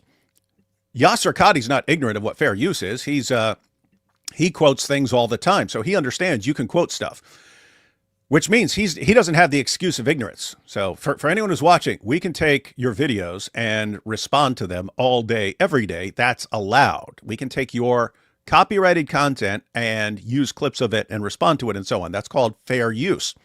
Same with books and so on. So the fact that Yasser Qadi was filing false copyright complaints, that means that they know, right? They know we can't answer this stuff. And it's really embarrassing, and we don't want Christians to use it. Therefore, we're just gonna misuse the entire system, and that should tell you something about these dawah guys. They're not honest people. They're extremely low integrity individuals. They're in full panic mode because their entire script is breaking down. And what are they doing? Oh, file false complaints, and it's pathetic, man. Dawah is the most pathetic thing I've ever seen in my entire life. Yeah, I completely agree. And actually, Yemenite Front just did that to another channel called MW Apologetics. MW Apologetics, he had like a discussion with Yemenite, and he did the same thing to him, copyright strike them. So there you go, guys. That's how the Dawah guys handle their opposition. They try to silence them if they can't. The mark of a weak man. So we have someone, this isn't an insult. His name is actually the lowest ranking Muslim. So maybe he's trying to be humble or something. But did you not hear a word I said about blocking this dude? Oh, wait. No, that's the same guy? Lowest ranking Muslim, yeah. Oh, Farhan was the other guy. No, not Farhan. Farhan's fine. No, Farhan was the guy who called you. I don't care. I don't care if people call me a racist. They could call me you're names. you're talking about the lowest ranking Muslim. Oh, I thought you were talking lowest. about Yeah, the lowest ranking Muslim. I forget what I posted a video, and he's like, haha, I'm reporting this for blah blah blah blah blah, and it was totally false. And so this is one of the. Yeah, so Farhan, no, I don't care if people. Yeah, I'm not going to block someone for calling me names. I don't really care. Oh, I thought you might have known people who abuse the system. Yeah, they need to just be blocked. And yeah, no, I totally agree. Yeah, I totally agree. Lowest ranking Muslim. So lowest ranking Muslim. If you ever want to post a public repentance thing saying you're never going to do that again, in which case I don't know why we believe you, because you've already admitted that you're a liar if you are abusing the system. But yeah, not interested in talking to you, and that's just life for the choices you've made. Rethink make better life choices in the future, and maybe we'll be interested in talking to you. Yes. Well, he is the lowest ranking, so it's kind of a name. Yeah, but it's crazy because like the highest ranking, like Sheikh Yasser Qadi, does the same thing. What is this? What is this religion? All right, we got our friend Keeper. He's actually what happened to the background? Oh, there we go. Keeper. Let me bring him up real quickly with the Muslim thing, because you never know what Muslims might pop up on the screen. So we got to cover you guys up. So, Keeper. Hey. People. How are you doing, man? How you doing? Doing well. Hey, Good, man. Good, man. How about you? Is there any way for you to go somewhere a bit more quiet? You have a lot of background noise. Wait. You sound like you're in like a massive hall or something. Like a really No. big space. No, I just have a large home. Oh, nice. Okay. Okay, plenty of rooms to go to. Yeah, plenty of rooms that you can go to then. I mean, I have echo cancellation on. I think it's just a StreamYard issue. Yeah, it's always somebody else's problem, right, Keeper? Okay. Yeah. So right now it's fine. But if it gets too loud, we'll have to let you know. Okay. So Okay. you've been really wanting to call in. So Yeah. welcome to the stream. Just thoughts on the Islamic dilemma? Yeah, I'm here to debunk the Islamic dilemma. Awesome. But people, how do you know the Quran is talking about the Bible? We know it's talking about the Torah and Injil because it calls it by its name explicitly, and it also includes many of the stories, the theologies, and the law that is contained in those books. And I'll just add because the Quran specifically says it's talking about the Torah and the gospel that Jews and Christians have, and it commands Jews and Christians to judge by the Torah and the gospel, which would make no sense if it's not talking about what we have. I can't order you to judge by something you don't have. If I order you and I say you have to judge by the book that you have, and I mean some book that you don't have and you have no access to, the entire command makes absolutely no sense. And so when Muslims tell us, oh, he's not talking about your book, what's he talking? He says he's going to send us to hell if we don't judge by the Torah and the gospel. Where are they? Oh, you don't have them. They just disappeared off the face of the planet. Well, why would Allah tell us that we're going to hell if we don't judge by the Torah and the gospel? You're telling us he gave us an impossible task. Do this thing and do this thing that you can't possibly do, or I'll send you to hell. Okay, then we're all going to hell and there's nothing we can do about it. So that sounds insane to us. Right. So, can you pull up Quran chapter 61 verse 6 for me? Interesting. Okay. Is that gonna is it gonna be where's this Ahmed? No. Look. We're just putting it up for you. Okay, because you guys say the Bible is for everyone, okay? So I'm here to and mention when Jesus the son of Mary said, "O children of Israel, I am the messenger of Allah to you, confirming what came before me of the Torah. I'm bringing good tidings of a messenger to come after me, whose name is Ahmed." But when he came to them with clear evidences, they said this is obvious magic. So Jesus is sent to the children of Israel, and you guys believe that the New Testament is for everyone. So the Injil, yeah. Hey, the Quran itself says that the Torah and the gospel were revealed as a guidance for mankind. So you're saying it was only given to a couple people and not meant to guide mankind? Yeah, the mankind is the children of Israel. Oh, so it's just when Allah says mankind, he just means children of Israel. That's what you're saying? Yeah. So he just said yes. He just said yes. When Allah says mankind, he really means children of Israel. This is good. We're getting new rules here. Wait, Yeah. so hold on a second. Hold on a second. So if we keep reading in chapter 3, the same exact chapter, we keep going down, we keep going down. So you're saying that when it refers to Anas, it's referring to only to the Jews, right? Only to the Jews. Is that that's what you're saying? Anas ibn Malik. Okay, Him. so here in Anas ibn Malik. here in verse 9 it says he will gather all mankind to the day of judgment. Okay. Does that same mean, same word in the Arabic. does that mean only the children of Israel? No. That's only Jews. Only Jews. He already said mankind means only Jews. Because it says Yeah. Anas here. He's going to gather Jews. Yeah. And in your verse that Yes. you brought to us, you said Hudan linnas. That's the same word. He said it's only the children of Israel. So which one is it? So David Wood said, wait. So the Quran, it does indeed say it is sent It's okay. from. Okay. Keep just take a second. Yeah, Take a breath. Just think about it. Just think about it. Take a breath. So what you were saying was that David brought up to the point to you that chapter 3, verse 3 talks about the Quran, talks about the Torah, and talks about the Injil. And then it talks about the Torah and the Injil being a guidance for all mankind, because you were trying to make the point that in chapter 61, verse 6, that that's only for the children of Israel. So because Jesus is addressing the children of Israel, it's only for the children of Israel. David showed you, no, actually the Torah and the Injil is for the entire world. And then because the word linnas appears here, you're saying, no, linnas means Jews, children of Israel only. So you would just keep going down. Was it verse 9? Verse 9, yeah. Okay, going down to verse 9, and it says the same group of people, Anas, the same group, that same thing, are going to be on the day of judgment. And so you obviously wouldn't say that's only referring to the children of Israel, right? Yeah, I was wrong, I guess. Oh, awesome. Fair No, play. hey, no, That's good. just so you know, We appreciate yeah, that. just so just so you know, keeper, we respect that. We respect that. We all make mistakes. We all get things wrong, but we have lots of people who, if they get something wrong, they don't want to admit it and they just stomp their foot and stuff. So we totally respect making a mistake and correcting yourself. Yeah. So the Quran. So let's see how. So Keeper, let's see how that tied into your larger point, because you were asking, how do you know that the Quran is referring to the Bible, and then you brought 61 verse 6 up as a refutation that's referring to the Bible, because you said the Bible, the Injil, that's for all mankind, but this is only for the children of Israel. We just show that no, it's actually for all mankind. So how does that relate to your overall point now? Do you think that the Quran is referring to the Bible now? Wait, what's the Quran verse? That it's sent for all mankind. Can you guys say what the chapter is, what the verse is? It's chapter 2. Sorry, what? Sorry. Chapter 3, verse 3 to 9. But you can start at verse 3. 3 and 4 will help a lot. Fine. Okay. Okay. So your overall question. So I understand you said, okay, you're wrong about that point, and like David said, we respect that a lot when people are humble and they admit that they're wrong when they're wrong. And we try to do the same thing. If we're proven wrong, we'll say we're wrong. We try to strive to be honest and to be humble when we need to. So the question now is how this relates to your overall point now. So now now that David just showed you that the Quran, the Injil that the Quran is referring to is for all mankind.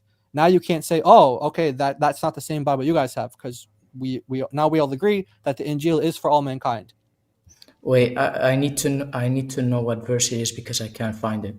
Okay, chapter 3, verse 3 and 4. Quran chapter 3, verse 3 and 4. Okay. We put it on the screen for you to read too.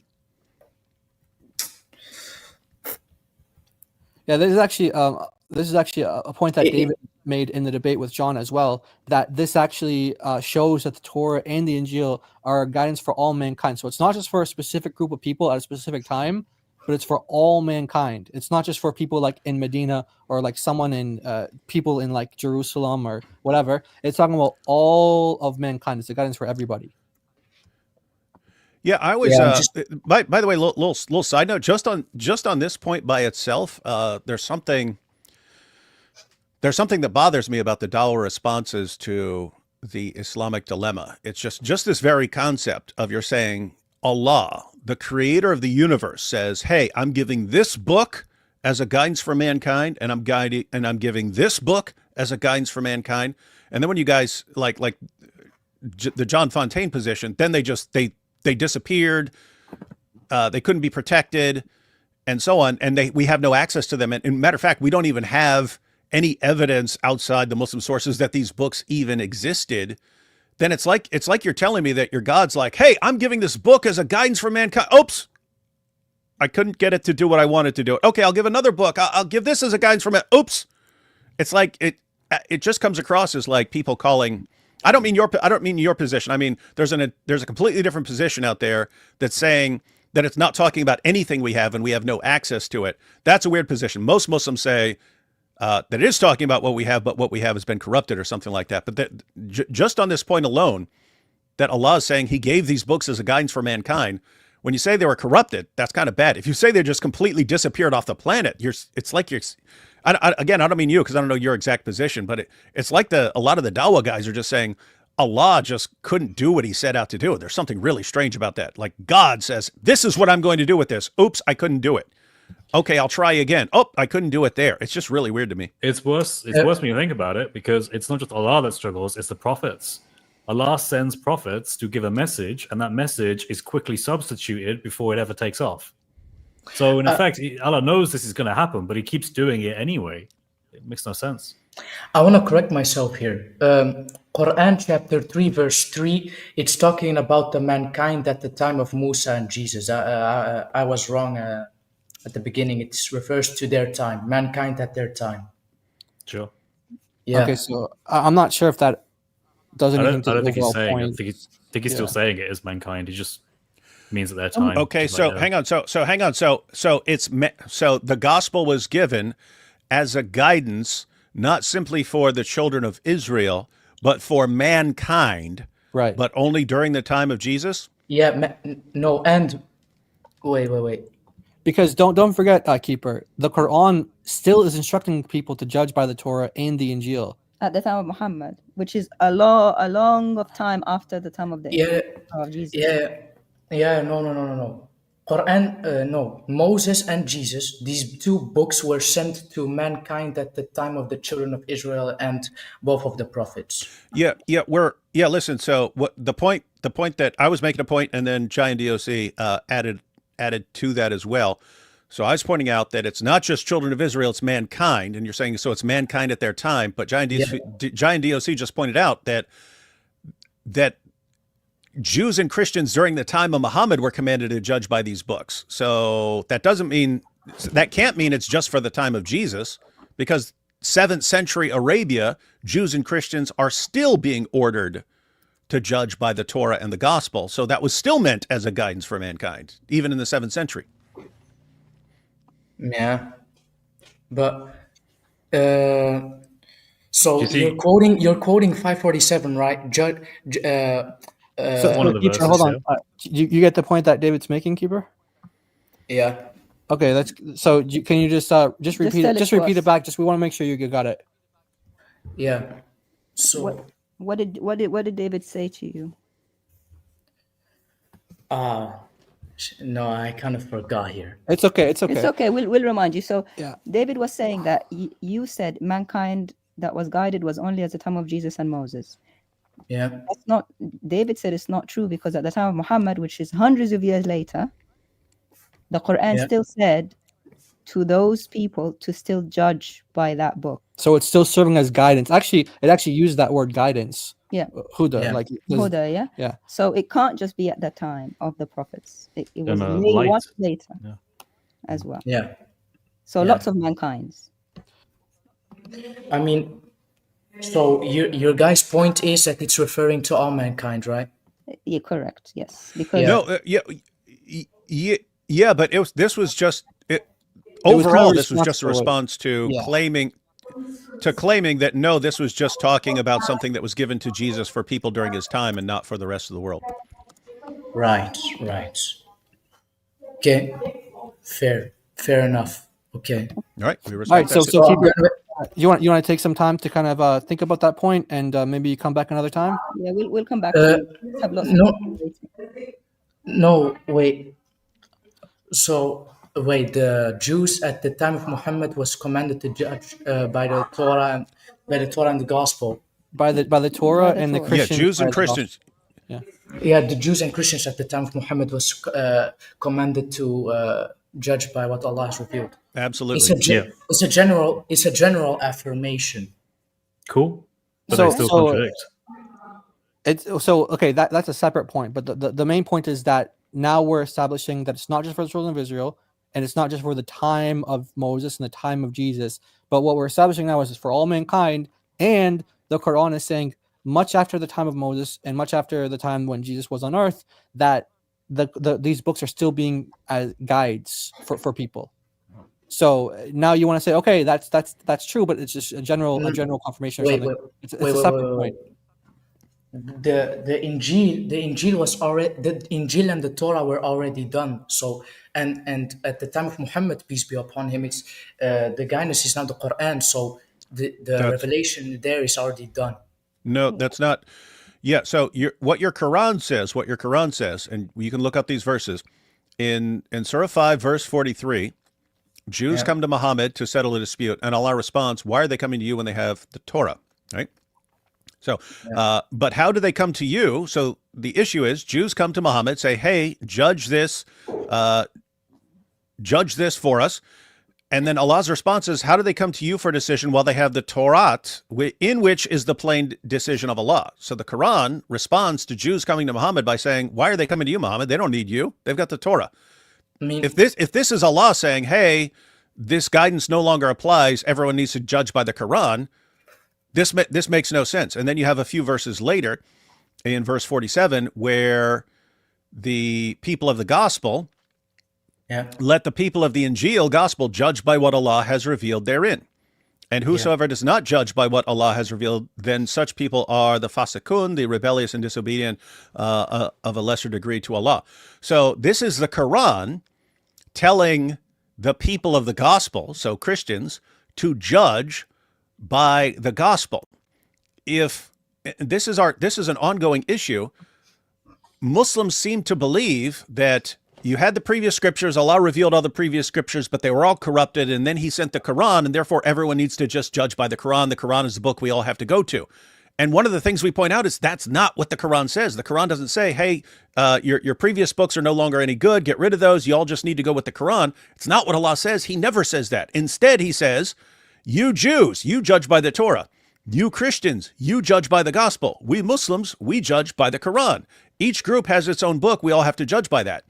And then we, of course, come along and point out the books don't line up. The books don't match up. The books contradict each other. So you got a problem here. And then the Muslim response is, oh, no. All the previous books, they've been corrupted. Don't judge by those. Just go with the Quran. Again, that's not what the Quran says. It's the opposite of what Allah says. All right. Thank you so much, Keeper. We encourage you to, again, like the other guy, go back, reflect on it, pray about it, and we hope to see you again. Okay, I'm sure we'll see you in the chat. So we got Shia Muslim on the shades with us now. Shia Muslim, welcome to the live stream. Hello, can you hear me? Yes. Yeah, we can hear you. Do you have anything to add? I just want to thank David for breaking the Dawa guy beliefs. Oh, really? All the effort in his videos, yes. So the previous Shia Muslim caller stated some facts about Shia Muslims. I just want to correct them. So from the standpoint of Shia Muslims, Quran is already corrupted. Oh, are you still Muslim or are you left?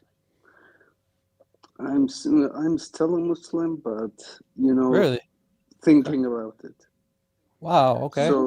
So according to Shia belief is that the Imam Ali, the first Imam, wrote the complete Quran and preserved it and passed it on with the other Imams, generation after generation. And the last Imam, Imam al-Mahdi, is the only person who has this original copy of the Quran, which then he will bring back at due time and present it to the world. Mm-hmm. So do you guys respect the Quran that you have today? Like when you read it, do you think, oh, this is from God? According to the sayings of the Imams, we have to follow this Quran until we get the original copy. But the Islamic dilemma points to the contradiction of the Quran with the Bible. and the main contradictions are in theology. But all of this foundation of Tawheed doesn't necessarily come from the Quran, because none of the statements that Dawa guys do is actually written in the Quran. You know, when they make the definition of God, Okay. it's not actually in the Quran. So I'm So actually let me ask you trying this. to. Let me ask you this, Shia Muslim. Interesting, very interesting perspective. Thanks for sharing it with us. But do you think that? So you think that there's going to be an original Quran that's, you know, the Mahdi comes and he brings the original Quran. You think that that one is it also going to affirm the Injil or the Torah, or you don't know do you know anything idea of the content of it at all, or no? Well, the content of it, there are, there are books about the sayings of the Imams which actually correct the corrupted verses in the Quran. I would love to get my hands on So, those. so do you have a list of those corrupted verses? You know what they are?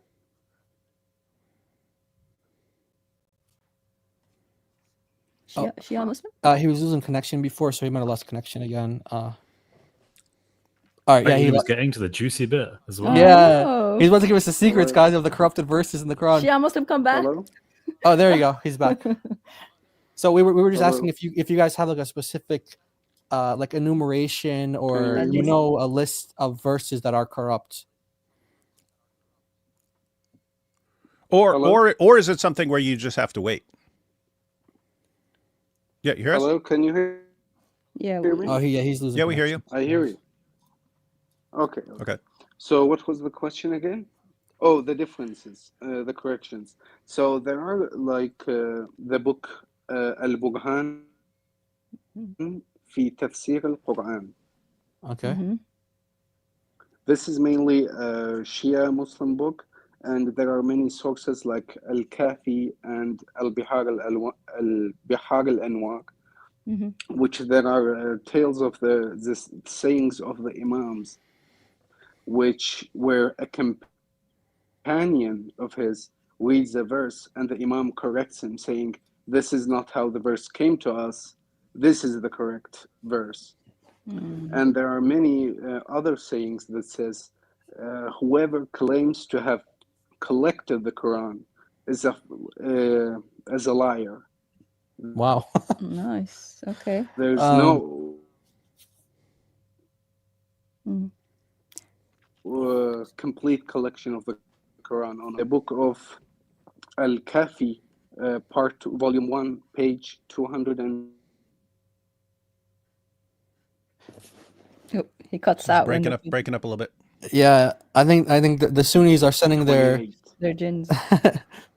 All right, well, Shia Muslim, you're breaking up a lot, so we're gonna thank you for coming. Hopefully, come back another time. We'd love to hear from you and what you think about the Islamic dilemma. But it sounds like he's very appreciative of it because he thinks that it points out a lot of the holes from the Dawa guys. So, and that is that is interesting if they actually believe that the Quran we have now is corrupted, because it almost seems like they could grant that, yep, we have a problem that refutes the Quran here, but that's not the final straw, because they'll be able to come later on with the Imam, the 12th Imam will eventually bring the Quran that's good as gold. Just wanted to point out something real quick. One, you got over 1,300 people watching right now. So yeah, that's pretty amazing. cool. That's pretty cool. Yeah. And I wanted to say, Meteorite here, the channel Meteorite, keeps posting the same verses we've gone through 1,000,000 times. And then he's saying, quote, "It's all over the Quran where Allah says previous scriptures are altered." And he's bringing up the same verses that can't possibly be saying the previous scriptures were corrupted. So Meteorite, call in, join us live, bring up these verses that you're in the chat saying, these refute the Islamic dilemma. Bring up, defend one of them. Show us that just one of them is saying that either the Torah or the gospel has been corrupted. Show one of them. I'll bow down and recite the Shahada. How about that? I've been challenging Muslims on this for years. If you're confident in your scripture and your Quran, then you can join and you can present this information and you can prove us all wrong right here, right now. But you won't do it because you know deep down that they aren't saying what you want them to say. By the way, on that note, we didn't really discuss this, but how are you guys on time? Because we got like a huge queue of people, and then if I keep the link in, there's going to be more people that come in. So How are you guys on time? I know, David, you got to I'm stream good. it. It's already been like arranged that I will be away for a while, so it's all good. Okay, and David, you're pretty good with. So we can keep the link in there, but it's just gonna go on for a while if you guys are cool with that. I'm cool with that.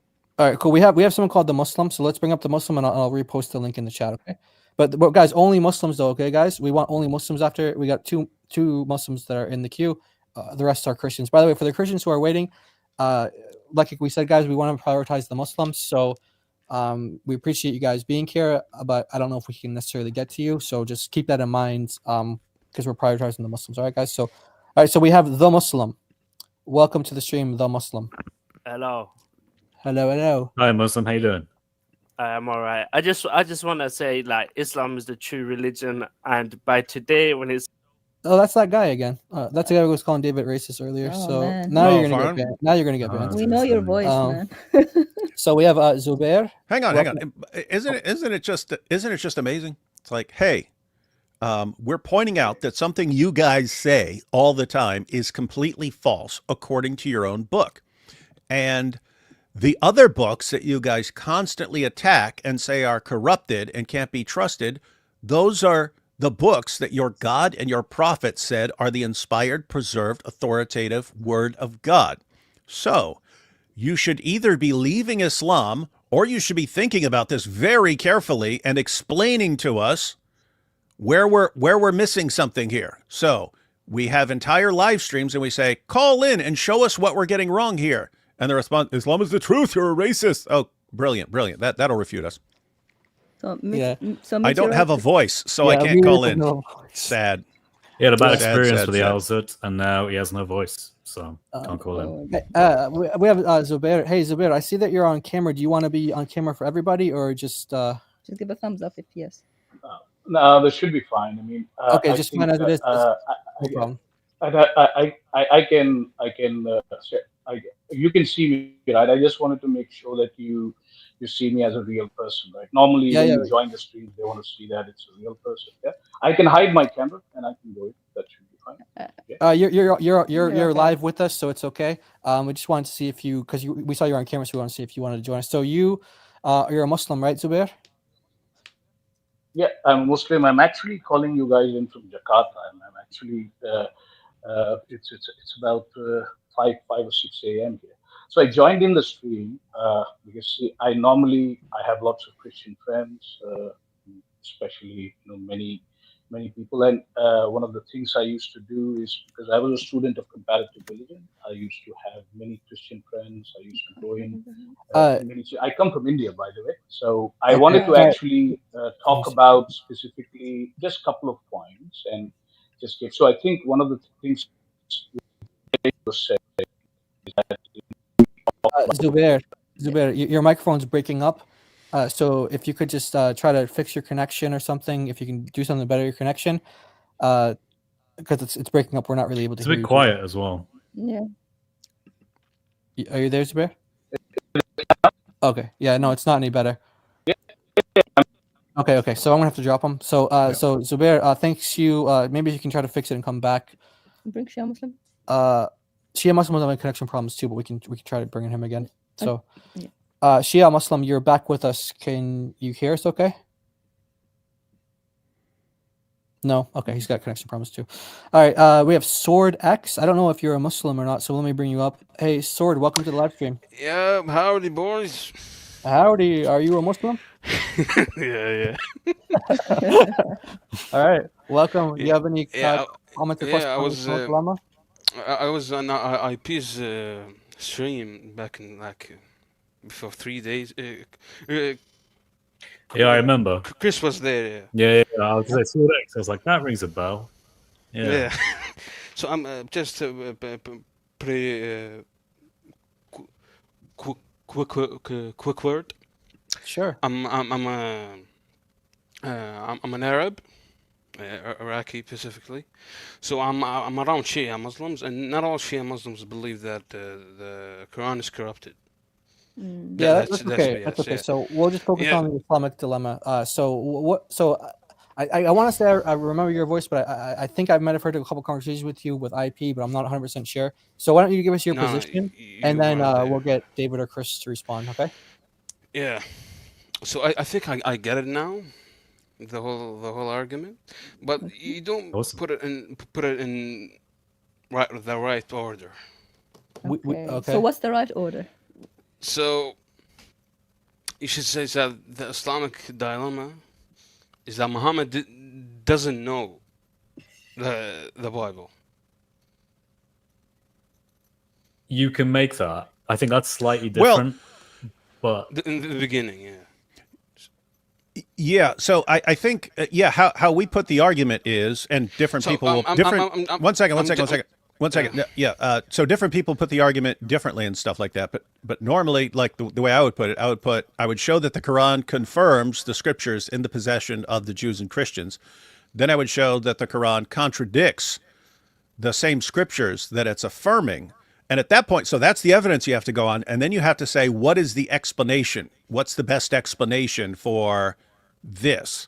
And the best explanation is that Muhammad thought he's in these scriptures, but he didn't really know what's in the scriptures, and therefore he got all kinds of things wrong. I think that's the best explanation.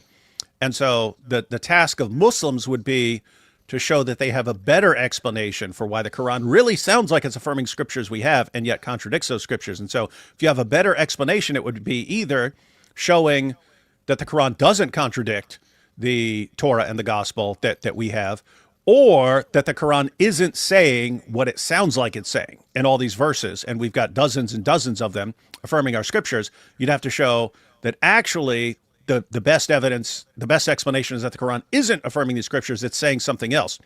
And so as far as pointing out that Muhammad didn't know what he was talking about, that's kind of like the explanation for the evidence we have. So as far as the Quran confirming our scriptures, that's just reading a bunch of verses. That's why we say all we do is read.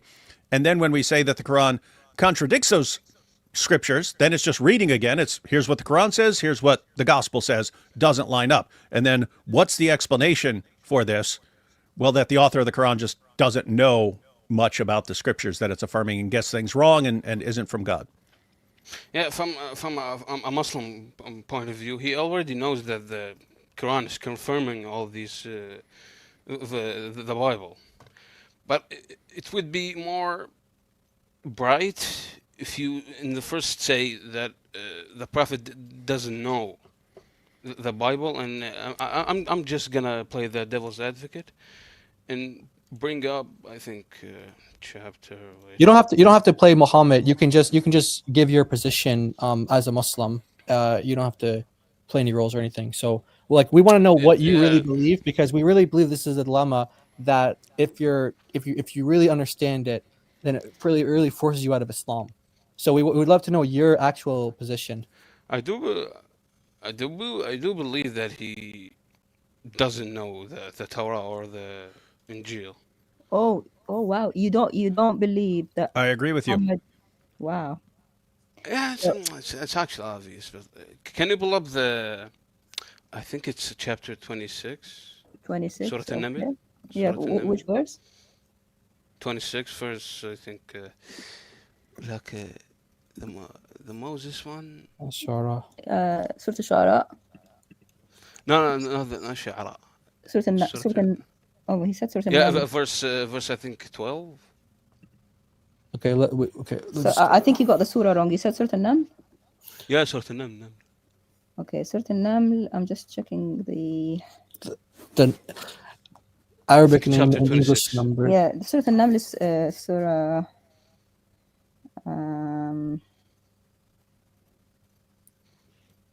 7. No, I think I have it. 26. It's 27. Surah 27. 27. Okay. What is it? Verse 12. It's 27, 12. Yeah. Verse 12. Yep. Put your hand in your. Okay. Oh yeah, let's put it on the screen. Sorry about that. Yeah. There you go. Sorry about that. Oh, are you showing it? Yeah. Yeah. وادخل في يدك في جيبك تخرج بيضاء من غير سوء في 9 آيات إلى فرعون وقومه إنهم كانوا قوما فاسقين. So he knows this verse in the Bible, right? The Torah. It says it comes out leprous. Okay. Yep. Yeah. So he hears it, right? It comes out leprous. But why does he change that? Well, that's a good question because the Quran author also changes other things that I think make no sense to change. And I think this is a serious problem for the idea that the Quran author, which in your view is Because- Allah, knows the Torah because he changes things without any seeming reason to do so. Right? Yeah. So can I give you an example? It's connected to other surahs. Like if you go to يحرفون word, like Yeah. yeah, he thinks that they are twisting the actual script. So, when you keep saying he thinks and he, are you talking? Do you believe that the Quran? Do you believe the Quran is Muhammad's words, and this is Muhammad's perspective and what he thinks? No, I believe it's inspired. Yeah. Oh, okay. Right. So I just didn't know what the wording. If it is inspired, right, you need to give an account as to why the Quran author is. So first of all, you think that this is the correct story, right? You think what actually happened historically with Moses, and he put his hand in, and it came out, and it was just radiant, right? Had no mention of leprosy. Okay, that was the sign. So the Jews originally had this as part of their Torah that was given from Allah, and then they looked at it and they went, "Guys, I got a better idea. What we're going to do is we're going to change this bit, and we're going to make it, instead of saying he put his hand in, took it out, big radiant light, that was a sign, we're going to change it so that Moses puts his hand in, takes it out, it's covered in leprosy and was white. Then he puts it back in and takes it out again, and it's clean. And we're going to make that the new sign." Yeah, but why does he change it though? Why does he? Make That's exactly my point. What? Because if you think the previous scriptures have been corrupted, like the Torah has been corrupted, why would the Jews collectively decide to come together, take the story about Moses giving a sign that his hand is radiant, and change it to Moses' hand being instead white with leprosy? What is the point? Yes, so you have to understand him. You have to dig deep in his mind. In the Whose mind? You mean like all of the rabbis prophet's collectively? mind. No. I'm talking about. Yeah. I'm talking about the Jews who had this revelation. Do you think the Jews actually had the revelation as we found it in the Torah today, that the hand was leprous and was white? Do you think that's the correct telling of the story? I'm skeptical about that. Okay, because the Quran gives a different account, right? Yeah, and I'm saying why is that? does it? That's a really good question. Why is that? Well, I'm saying that I don't think my answer is that whoever was the author of the Quran. What do you think? Wait. Oh yeah, I'll tell you. I think the Quran author didn't know the story well enough, or the Quran author has heard alternatives, all traditions that have come from Talmudic explanations, Midrashic explanations, or homilies, or Syriac interpretations, and those have found their way in the Quran. And we can demonstrate that using scholarship. This is evidence-based, and it's also a lot less of a leap to say that Muhammad was just doing this mass corruption, like solving task that he was on. No, it's not that's his intention or something. So do you have doubts? What's Sword? the name? Sword? Doubts about what? About Islam? Well, obviously the hadith literature is completely absurd. It's not reliable in any way. Yeah. But the Quran, What's absurd? We didn't get that. What was it? The hadith. The hadith literature. Oh, the hadith. Okay. All right. And the Quran, what do you think of it? There is a lot of good stuff, and I think that it is inspired by God. Some good, some bad, or like some are inspired by God, and some that have human intervention. Interesting. Oh wow. Okay. Yeah. So It's like pretty much like secular stuff. Oh, okay. So which parts do you think are man-made in the Quran? Like the Khalidun fiha. Oh, the boys in hellfire. The eternity in hellfire. You don't believe that Yeah, people will be in hellfire forever. Yeah, that's completely contradictory to even Allah in the Bible. Yeah. Allah in the Quran. Because it says the most merciful. How do you determine like what is from God and what's man-made? Like how do you determine that? I think if they all agree, if all religions agree on So you take like I'm what does the saying Bible say and what does the Quran say, and whatever they agree on, that must be what God said. And then wherever the Quran disagrees, that can't be from. not necessarily. I gotta look it up Okay. on what makes sense to be a god. So it sounds like you're kind of the one who is the standard for, like, that's what it sounds like. So how would you respond if someone just said that to you? Like, okay, you're the standard, like you get to decide what's right or wrong. How would you respond to someone who said that to you? Me? Yeah. Yeah. You get to tell who's wrong. Well, obviously, in the critical thinking methods, yeah. So what do you think about the Islamic dilemma? Do you think I'll tell you what I think happened, and you tell me your opinion. I think someone, Waraq ibn Nawfal, he really, when he talked to Muhammad, he really told him that when he talked to Muhammad, he told him that you really are the next prophet, and Muhammad really believed that he was in the Torah and Gospel. So he kept saying he's musaddiq, I confirm, and he When said he that. says, when he says in the Torah, it refers to the Kedar prophecy. He heard it. And the Kedar prophecy is actually an open prophecy. So he took the initiative and said, well, I'm there. I am the one who will free from adultery and such stuff. Oh wow! So you think he just saw an opening, Muhammad, and said, maybe that's me? Yeah, and he was trying to unite his tribes because they were trying to kill each other, 24/7 problems. So I think he was just a philosopher who's trying to unite his tribes and hold them in one fold. Yeah. Okay. Okay. Well, we want to. Yeah, Chris. What do you? I mean, what do you think, Chris? Yeah. Yeah. I mean, I go a little further because I think you're right. I think it's just about fleshing that out and seeing where that goes. I think when we start to look at the historical context for Muhammad, we can start to see who he was as a person and what he was trying to do. I don't think he was an intentional deceiver in and of himself. I think that he was someone who believed he really was in these scriptures. He believed in himself just a little bit, yeah. Yeah, and I think he was probably a very good military leader, and he did unite tribes, and he says some things that are very ecumenical. He in Surah Al-Baqarah ayah 62 and Surah Al-Ma'idah ayah 69, he talks about how the Jews, the Christians, the Sabians, they believe in Allah, they believe in the last day and the angels. They will have their So he's bringing together these different groups, and he thinks that he can have some kind of ecumenical, like, interfaith dialogue with everyone, precisely because he confirms what they have. He thinks that what he is saying is the same message. He's trying to win them. Yeah, and I think he did in Arabia. To unite all the Arabian Peninsula. Yeah, the thing I have to say though is we can look at that as as a sort of intellectual study, but it is also something that if you're a Muslim, I think you should reflect on. I think you should reflect on what does that mean. How should I look at Muhammad? Yeah, I look at him as a philosopher and most like culturally. That's interesting. Ideas. That's an interesting point. Would you look at him as a prophet? Well, define prophet really. Do you think that? Yeah. Actually, here's an interesting question: Is Isa or Jesus, is he a prophet? Is he like inspired by God? Yeah, is he in some way inspired by God? Let's say that. Yeah. Okay. Okay. So I believe he's inspired by that. That's good. So, do you think Muhammad also does that in the same way that Jesus does?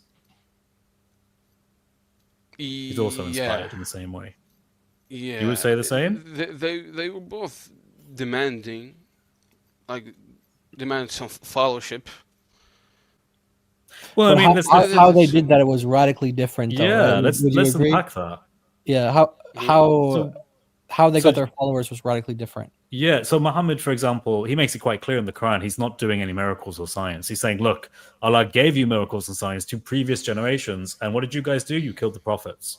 It didn't avail you of anything. This ayah that Allah gave you, you didn't use it. Yeah, but, they would just call him a witch or something. Yeah, they would make excuses.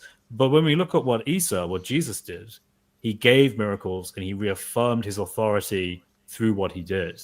He gave science very noticeable and very profound miracles that the whole crowd saw. And he started to have a crowd of people following him, not because he was trying to unite tribes or kind of bring Arabia together, but rather he was trying to preach to them the good news of the coming kingdom.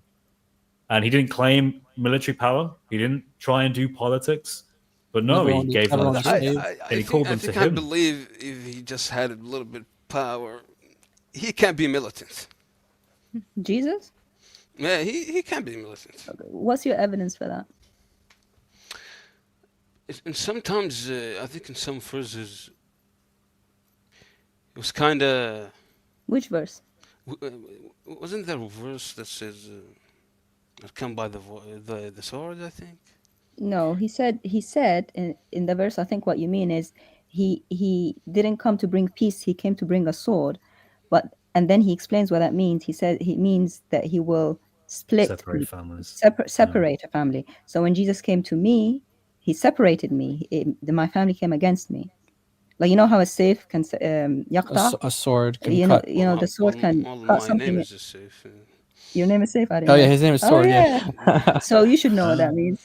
So he's saying it in a Ramzi sense, in a metaphorical sense, that when people, and he says in another verse that in a same family, 2 be against 3 and 3 be But against 2. as a Messiah, he should be a militant, though, right? No, he's not a militant Messiah. He's that's militant what people against the thought. forces of evil.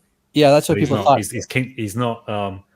He even says, like, if all of this was mine it's now, not like like the wrong Father would or give me evil it. to be militant, Angels would come and fight for me. But he's choosing not to do that. So what we're saying, sort of, is that the way that they gained their followers was radically different. So you can't really compare them in that way. But let me ask you this though: what's making you hold on to Islam? Like, why do you hold on to the Quran? Why is that?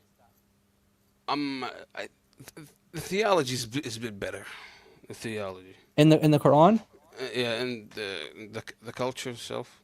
What do you mean? The culture. Which part is better? Yeah, because I lived with Islam. Okay, so because you grew up as a Muslim, that's why you're holding on to it, and then some maybe theological ideas. Yeah, theology. Come on.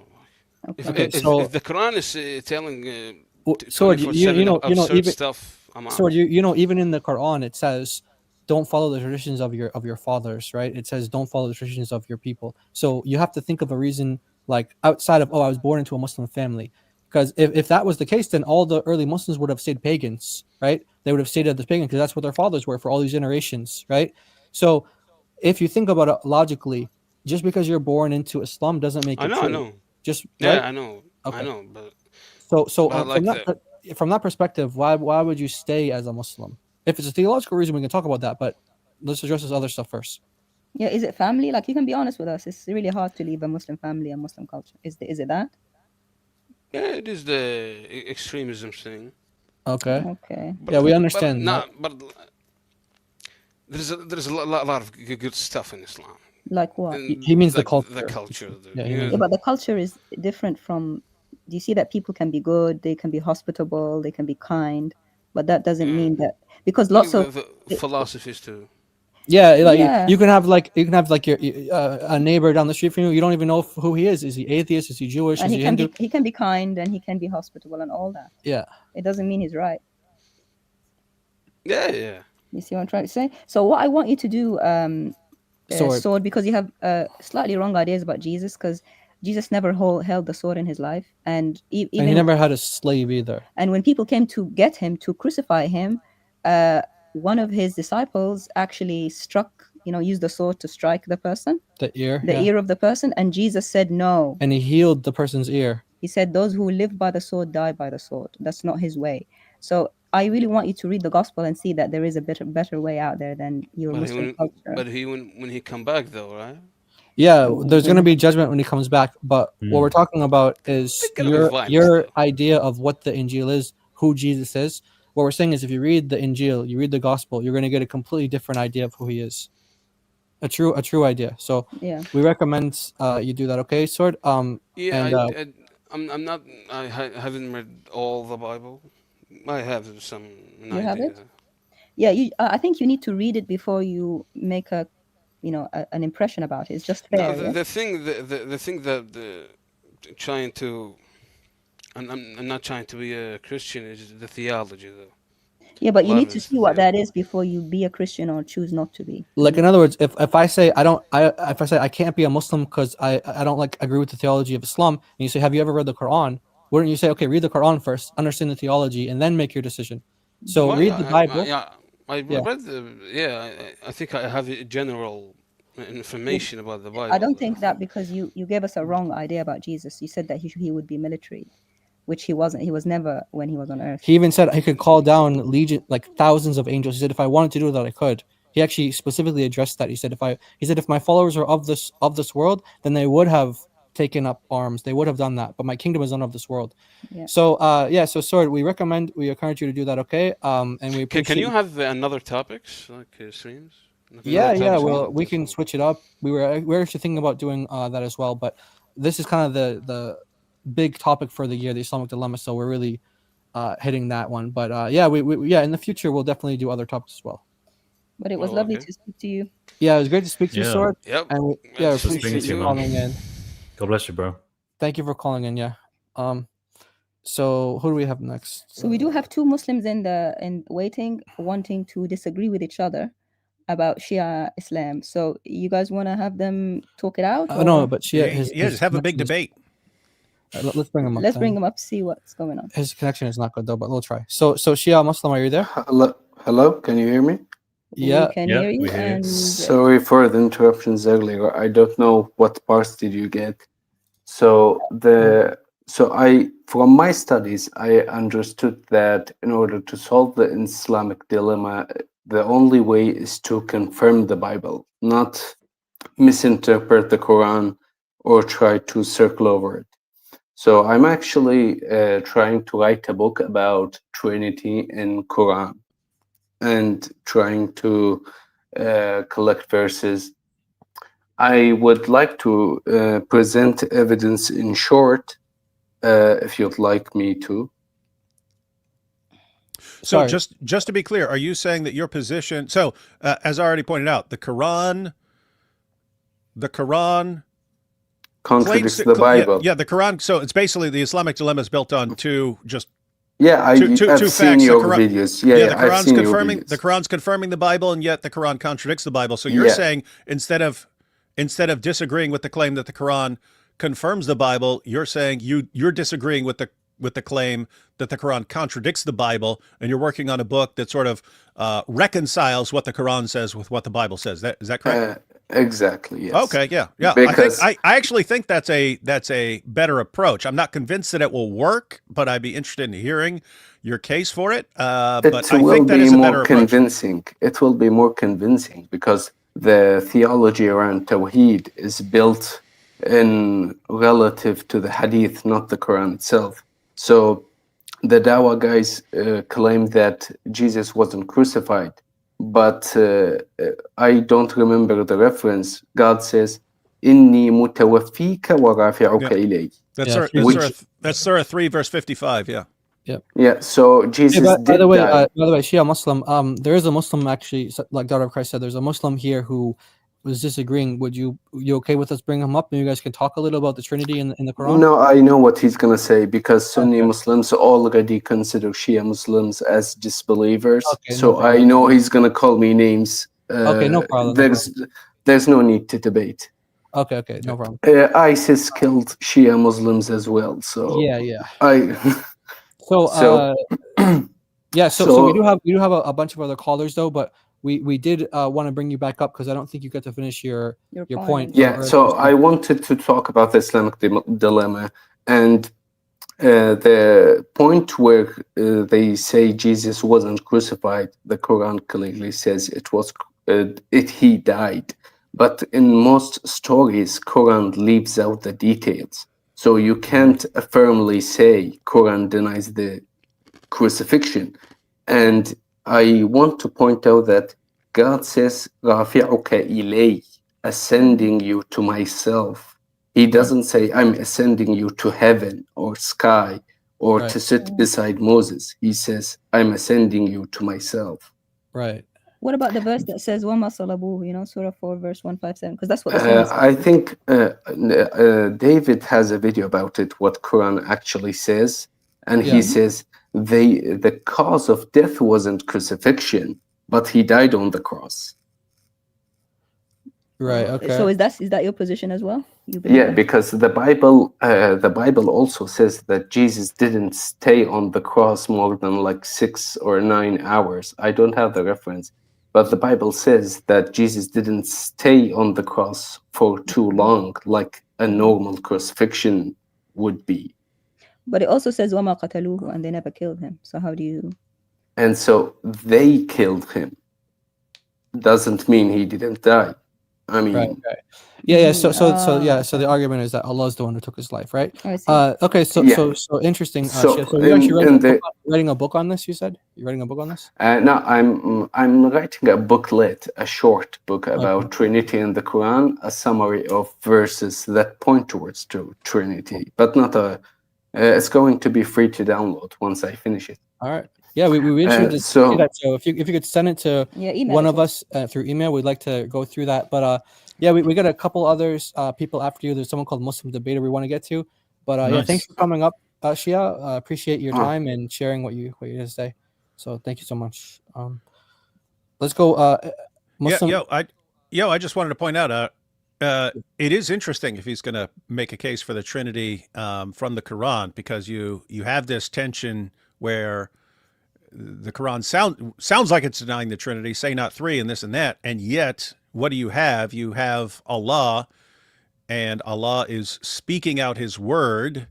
He's speaking out His word, and that's different from the way that Allah creates things. Allah just says, like if Allah wants to create a mug, He just says be, and it pops into existence.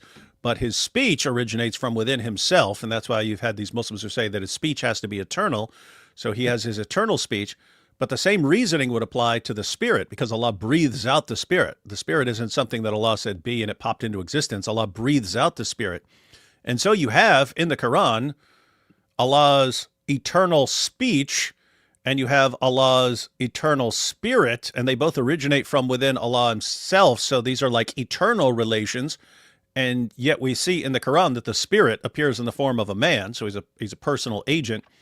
And we see in the Hadith that the Quran appears as a man, but you also have Jesus is the word of Allah. So the same reasoning would apply there. But yeah, it seems it's another situation where if you wanted to make sense of it, then you should try to harmonize it with the Bible. But Muslims have just rejected the theology of the previous scriptures that they think are corrupted, and their book says that they're not corrupted. And so they just pretend that they don't have this issue in the Quran. And so, it'd be interesting if he can show that successfully. Yeah. By the way, for everyone who's been giving super chats, I want to acknowledge that we haven't ignored your super chat. We're going to get to those. So we're going to go through a bunch from right now. But thank you guys so much. We also got 1,300 people here watching. Thank you guys so much for being here. Thank you guys. If you guys could please just take a second, hit the like button. It just helps us get on the algorithm, and hopefully we can get more to come. So thank you guys so much. We got Muslim Trinitarians before GTA 6. Yeah. There's a lot of Muslim Trinitarians lately. We had, was it Anan? I think his name is, on IP's channel. And he's like a Muslim Trinitarian. So really interesting. Oh yeah, I've seen that guy before. I've been saying, guys, if I were to, I don't think it'll happen ever, but if I were to conclude that the Quran is somehow the word of God, that I would have to harmonize. And that's one of the, I couldn't ignore the fact that the Quran is affirming the previous scriptures, and therefore I'd have to harmonize all of them. And so you kind of have to go doctrine by doctrine and somehow figure out how something, one of the texts sounds like it's getting something wrong, but it's really not, because it's all from God. And so that the previous caller, that's the approach I think you would have to take. Yeah. So let's go some super chats real quick, guys. So the Lamb Apologetics. The Lamb Apologetics. Do any of you have verses from the Quran or hadiths on Muhammad doing the opposite of the commands of Allah? Doing research on that right now. Yes, we do. Surah 66, verse 1. O Prophet, why do you make haram what Allah made halal? Why do you prohibit what Allah has made permissible? Surah Al-Ahzab, Surah 33, verse 37. When Allah says to him, you fear people and you should fear me instead, about his situation with Zainab and Zayd. So those are just two examples. Do you guys have any? Or is that enough for now? Could be enough. Yeah. All right, thank you for the super chat. The lamb. All right, we'll go on to the next one. Loaves of bread. Muslims act like I don't know how to say that. Hermione. I think that's the Harry Potter. I right? think that's the girl from Yeah. Harry Potter. You know, it's Leviosa, not Leviosa, or whatever the. Oh, so it's about like pronouncing the Arabic. Yeah, characters. it's like you get very anal about exactly how you want to have it pronounced. That's funny. I'm surprised David didn't make an Al-Zut joke out of that. Not in the Al-Zut sense. Loaves of bread. Thank you for the super chat. I was trying to figure out because I didn't know that about Hermione, so I was trying to figure Chris out was why I saying didn't know that about- because I think I saw a couple of the movies. No, Chris was saying you have to be anal about the Arabic. So. Oh, okay, yeah. No, if I were to then if I were to then make a Zut joke, I would have said Hermione and then said something about that applying to Muhammad. Yep. Sorry, guys. So thank you for the super chat, Gary. Gary Bay, David. Now you got me singing. You got the glow in my head. The Last Dragon. Oh, nice. You possess the power of the glow. Yeah, it's a jam. We're clipping that and putting it. We're remixing it. Yeah, that's gonna turn to another intro song. Thank you. Everyone who's seen that movie, it's like their favorite movie of all time. They had the coolest villain of all time. Shonuff, the Shogun of Harlem, he's better than Agent Smith from The Matrix. He's better than Lex Luthor. He's better than Darth Vader. He's better than any of those villains. Yeah, Awesome. we'll have to watch that. Yeah, I need to watch it. Reb Reed, thank you so much. When are the debates with the Ninja Muslim happening? And thank you all for preaching and teaching the word of God. Oh, it already happened with David and John Fontana, if that's what you mean. If that's the Ginger Muslim, unless you mean another Ginger Muslim, because there's a few of them. Guessing it's there are a few of them. I'm guessing it's John Fontaine. Yeah, namely every male convert ever. There's also another. Is a ginger. Yeah, there's also another prerequisite, which is that they have to be like former rappers as well. I've yeah, noticed that about that a lot too. of these. Yeah, they're like former rap. A lot of them are former rappers for Someone some should reason. study why this happens, like some psychological thing. There's gotta be something going on there. But thank you for the super chat. So yeah, the happen. So David already debated him. Chris is supposed to be debating him at Speaker's Corner sometime next month, and Yeah. he's supposed to be debating IP as well. So Based. What's this lane? Says, have you all watched the fact-finding report by the US team led by Mike Arnold on Nigeria? It's definitely worth reviewing. Genocide confirmed. haven't read or watched that, but we are keeping up with it through the means that we have, like through social media and stuff. And yeah, there's definitely needs to be, shed more light on that. So I think IP said he's looking for like some sort of journalist or someone on the ground in Nigeria that he wants to interview about that. So C Right 300, thank you. I'm still looking for John Fontaine's Lost Injil. Yeah. Oh, it's harder. It's Gonna be there looking- somewhere. Gonna be looking for a long time. There's the bottom of some bags and some drawers. It's somewhere. Just keep looking. Yes, indeed. CS, I can't say your name, but thank you.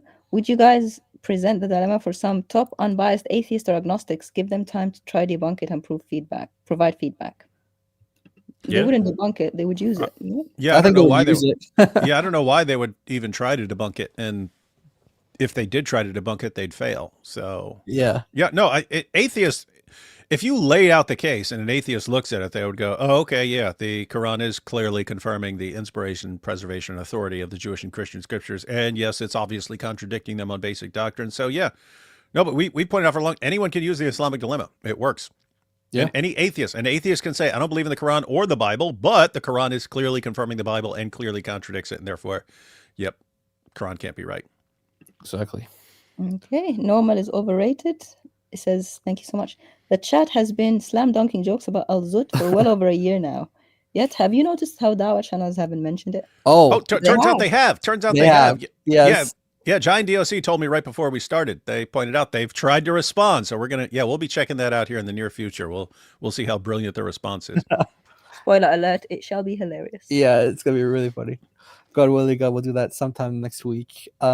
Dom Cooks, thank you so much. I love what you guys do. Got to know about you through God Logic channel in January. Since then, I've got baptized and taken my Christian journey seriously. Whoa. Awesome. God bless you. Wow. Please keep me and my family in prayers. From UK. God bless. Wow, God bless you, Dom. Thank you so much. Wow, we're so happy to hear that. That's amazing.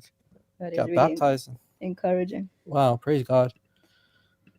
Abiel, thank you. Would you guys ever debate Muslim Lantern? He gets away with deceiving so many. Any day.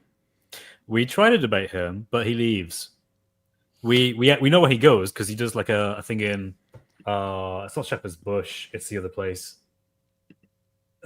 Leicester Square? I think it's Leicester Square. He goes there and he puts up a Dow stall, and many of us British-based Dower Christian guys, we go there to give him the Christian Dower, and he runs. So yeah, where does he go? He just packs up and goes. Like so, and well at this point they have like bodyguards and stuff because they now get physical. Yeah, there's plenty of footage online. Young Bob has had tons of it as well. If you try to go there and they know who you are, they'll basically say, "Look, we don't want to talk to you, and if you try and talk to us, we'll just like beat you up." Whoa! Yeah, it's pretty bad. Cowards. Yeah. So that's how they are if you walk up to them. But if you're responding to them online, then they like file false complaints. That's exactly false right. That was the most pathetic thing I've ever seen. So just to be clear, pathetic. Muslim Lantern is one of those guys who copyright strikes. Avery had a debate on his channel, Muslim Lantern, and Avery he clipped it. He gave feedback on it. Everything was proper, good. He gave a review of it, and the guy copyright striked it. So he's one of those guys. And guess coward. What? Then coward. Muslim Lantern's a coward. He is absolute coward. So, pathetic coward. Yes. Like his prophet. Exactly. Woof to the roof. Nice name. He says Muslims desperately flooded the comment section of IP versus Beck debate. Oh yeah, that was we watched it last night. Beck Lover? No, yeah, Beck. His name was Beck Lover. Yeah. Probably were embarrassed. He's big on social media. Like he does shorts or like Instagrams or TikToks or something like that. And I sent a message to David. I said it's a combination of a 90s Dawa script and then ChatGPT. And that he literally had the host going to ChatGPT for certain points, like Google this. Guess he went to the Lily J School of Dawa. Yeah, it was bad. But I did a great job, but it was just the guy was it was terrible. But yeah, they did flood the comment section. So I might have balanced out now because IP shared the stream and he so I don't know if it's balanced out, but I didn't check it. But Timothy says Muslims, stop hiding in the chat and call in. Don't you want to defend your precious PDF? Yes, thank you, Timothy. Little side, isn't that weird? You've got all the Muslims. They run around amongst themselves. Yes, this is the Islamic dilemma. So stupid. No one takes it seriously. And we know they take it seriously, and we know it's causing a panic because occasionally one of them will blurt out how many complaints he's getting and requests he's getting for responses to the Islamic dilemma from people who don't know how to respond to it. And yet we were doing it on God Logic's channel. We're doing that over here on Giant DOC's channel. It's just, okay, if you can refute it, come on and refute it. And we just don't, it doesn't happen. Weird. I also saw from Modern Day Debate, he made a post saying none of the Muslims want to accept debate with IP, and he's put it out there. Any Muslims want to come and debate Islam? They're basically begging Muslims at this point to come up and show up and debate. And he said there was no response from anyone that they've approached. So Speaker's Corner has now gone online, and it's now the same kind of thing. It's basically the same again. Cowards, man. Deluxe Sofa, thank you. He or she says we need to fund Bible Expedition channel to search for the jizya of Al-Zut. Maybe they will see the true white light then. I don't know what that means. Thank you for the super chat. So Thor. Greetings from Poland. God bless you guys. Okay, so PLN is Poland. Okay, Poland. David, I watched what YouTube movie when you say England will not be a Muslim country, but I watch YouTube and I'm a little scared that this still will happen. No, my position is I don't think England will become a Muslim country. I think people will eventually be forced to rise up against Islam. My point is the longer you put off dealing with it, the more of a bloodbath it's going to get. You could still to this day deal with it in peaceful fashion. Yeah, you have to deal with like actual terrorists and stuff like that in a different way. But guy, we know Islam cannot stand up to criticism. We know the Islamic dilemma is the ultimate dawah blocker. The dawah just becomes completely ineffective. It can't do anything with it. Dawah collapses as soon as someone knows how to use the Islamic dilemma. So you got all these people, oh no, Islam's going to take over. We don't know what we can do. Oh, we'll just sit around whining all day. Oh no, we're in panic. You know exactly how to deal with it. All you need is a general population familiar with the facts about Muhammad and blasting away, not in the Zoot sense, but blasting away at Muhammad and the Quran. And you need people who know the Islamic dilemma. Guess what? Islam collapses. Islam will not be gaining any ground at that point. It will only be losing ground. So how all these people who are like, oh, we don't know what to do about Islam, how they're not just, okay, let me go learn these 5 facts about Muhammad and share them everywhere, and let me learn the Islamic dilemma. That stops the dawah, and Islam is shrinking from that point on. How people aren't doing that, I seriously can't figure it out. It's like, I mean, it's just like, I mean, imagine like a sport or something like that. You got a sport, and you say, okay, we know exactly what this other team's complete weakness is. They cannot stop this at all. So let's not do it. Like, what the heck are you talking about? Yeah. There's plenty to do, guys. Yeah. There's plenty to do. We just got to do it. Islamic dilemma is a kryptonite. It is. Muslim kryptonite. So thank you, Thor, for the super chats. Deluxe again. Egg of the chicken coop. Thank you for that. Maybe it's a super sticker. I don't know. Sometimes they do those kind of things. Normal is overrated. Thank you. Islam, he said that he said that he said that he said that he said that they said that he said that she said.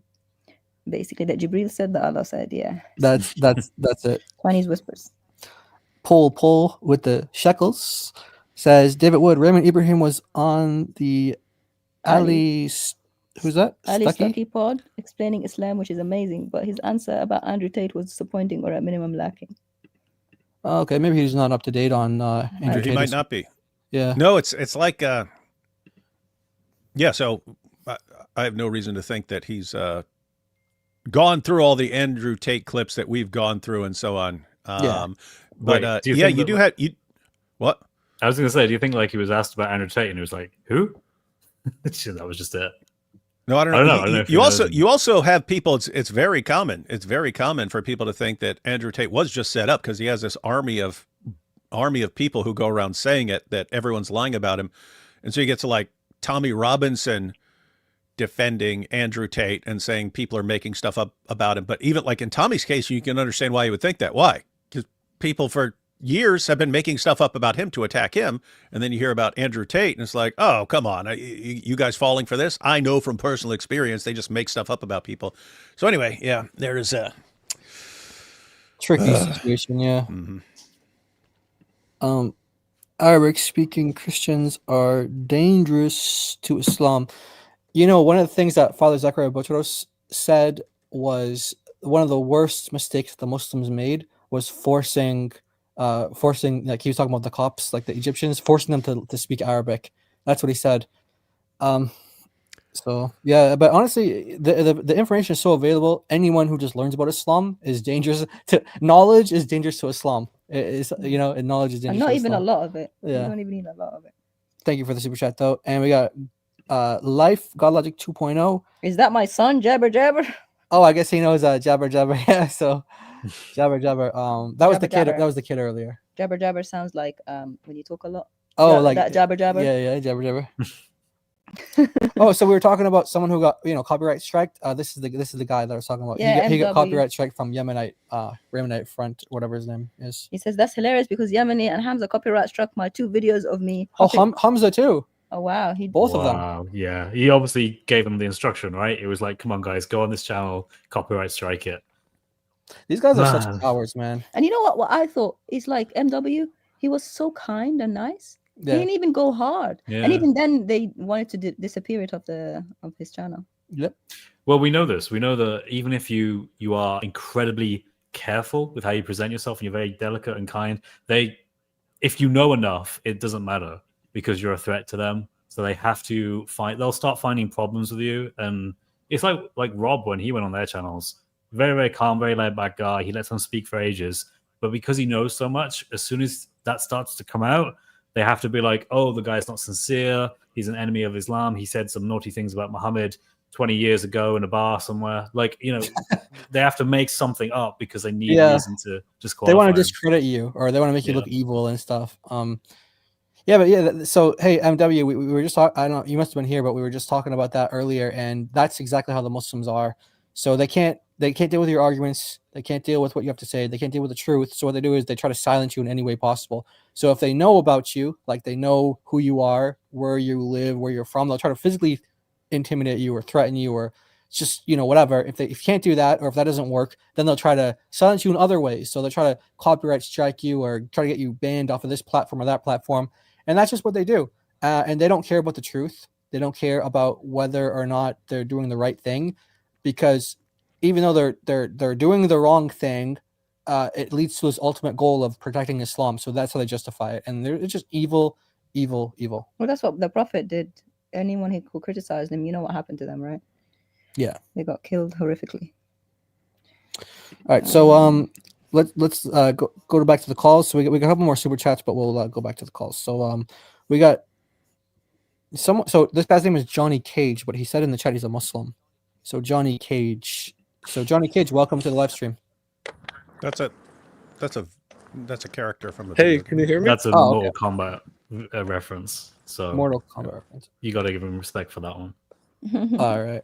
Hey, Chris respects your name, Johnny Cage. So welcome to the stream. Hi, can you guys hear me? Yeah, we can hear you. Yeah. Hey, Yes. I take it you're a Muslim? All right, so yeah. Cool. What do you have to say about the Islamic dilemma? What do you think? Well, I feel like what do you call it? We need to first define like what the Torah and Injil is, because like it's a very like broad word. That's a We very need to good define point. what that is. So, in my opinion, when the Quran says Torah, it's talking about the 5 books of Moses, and when Okay. it's talking about the Injil, it's talking about the words and teachings of Jesus, which can be found within the Gospels. Awesome. So you agree with the identity broadly, right? Like that we would give as well. So we would say Matthew, Mark, Yes. and John. You're going to say yes, but it's the specific, like Jesus's words, the red letters Yeah, in because there. every time, Right. because every time the Quran says the Injil, like it's pretty obvious it's always talking about the words of Jesus and his teachings. Not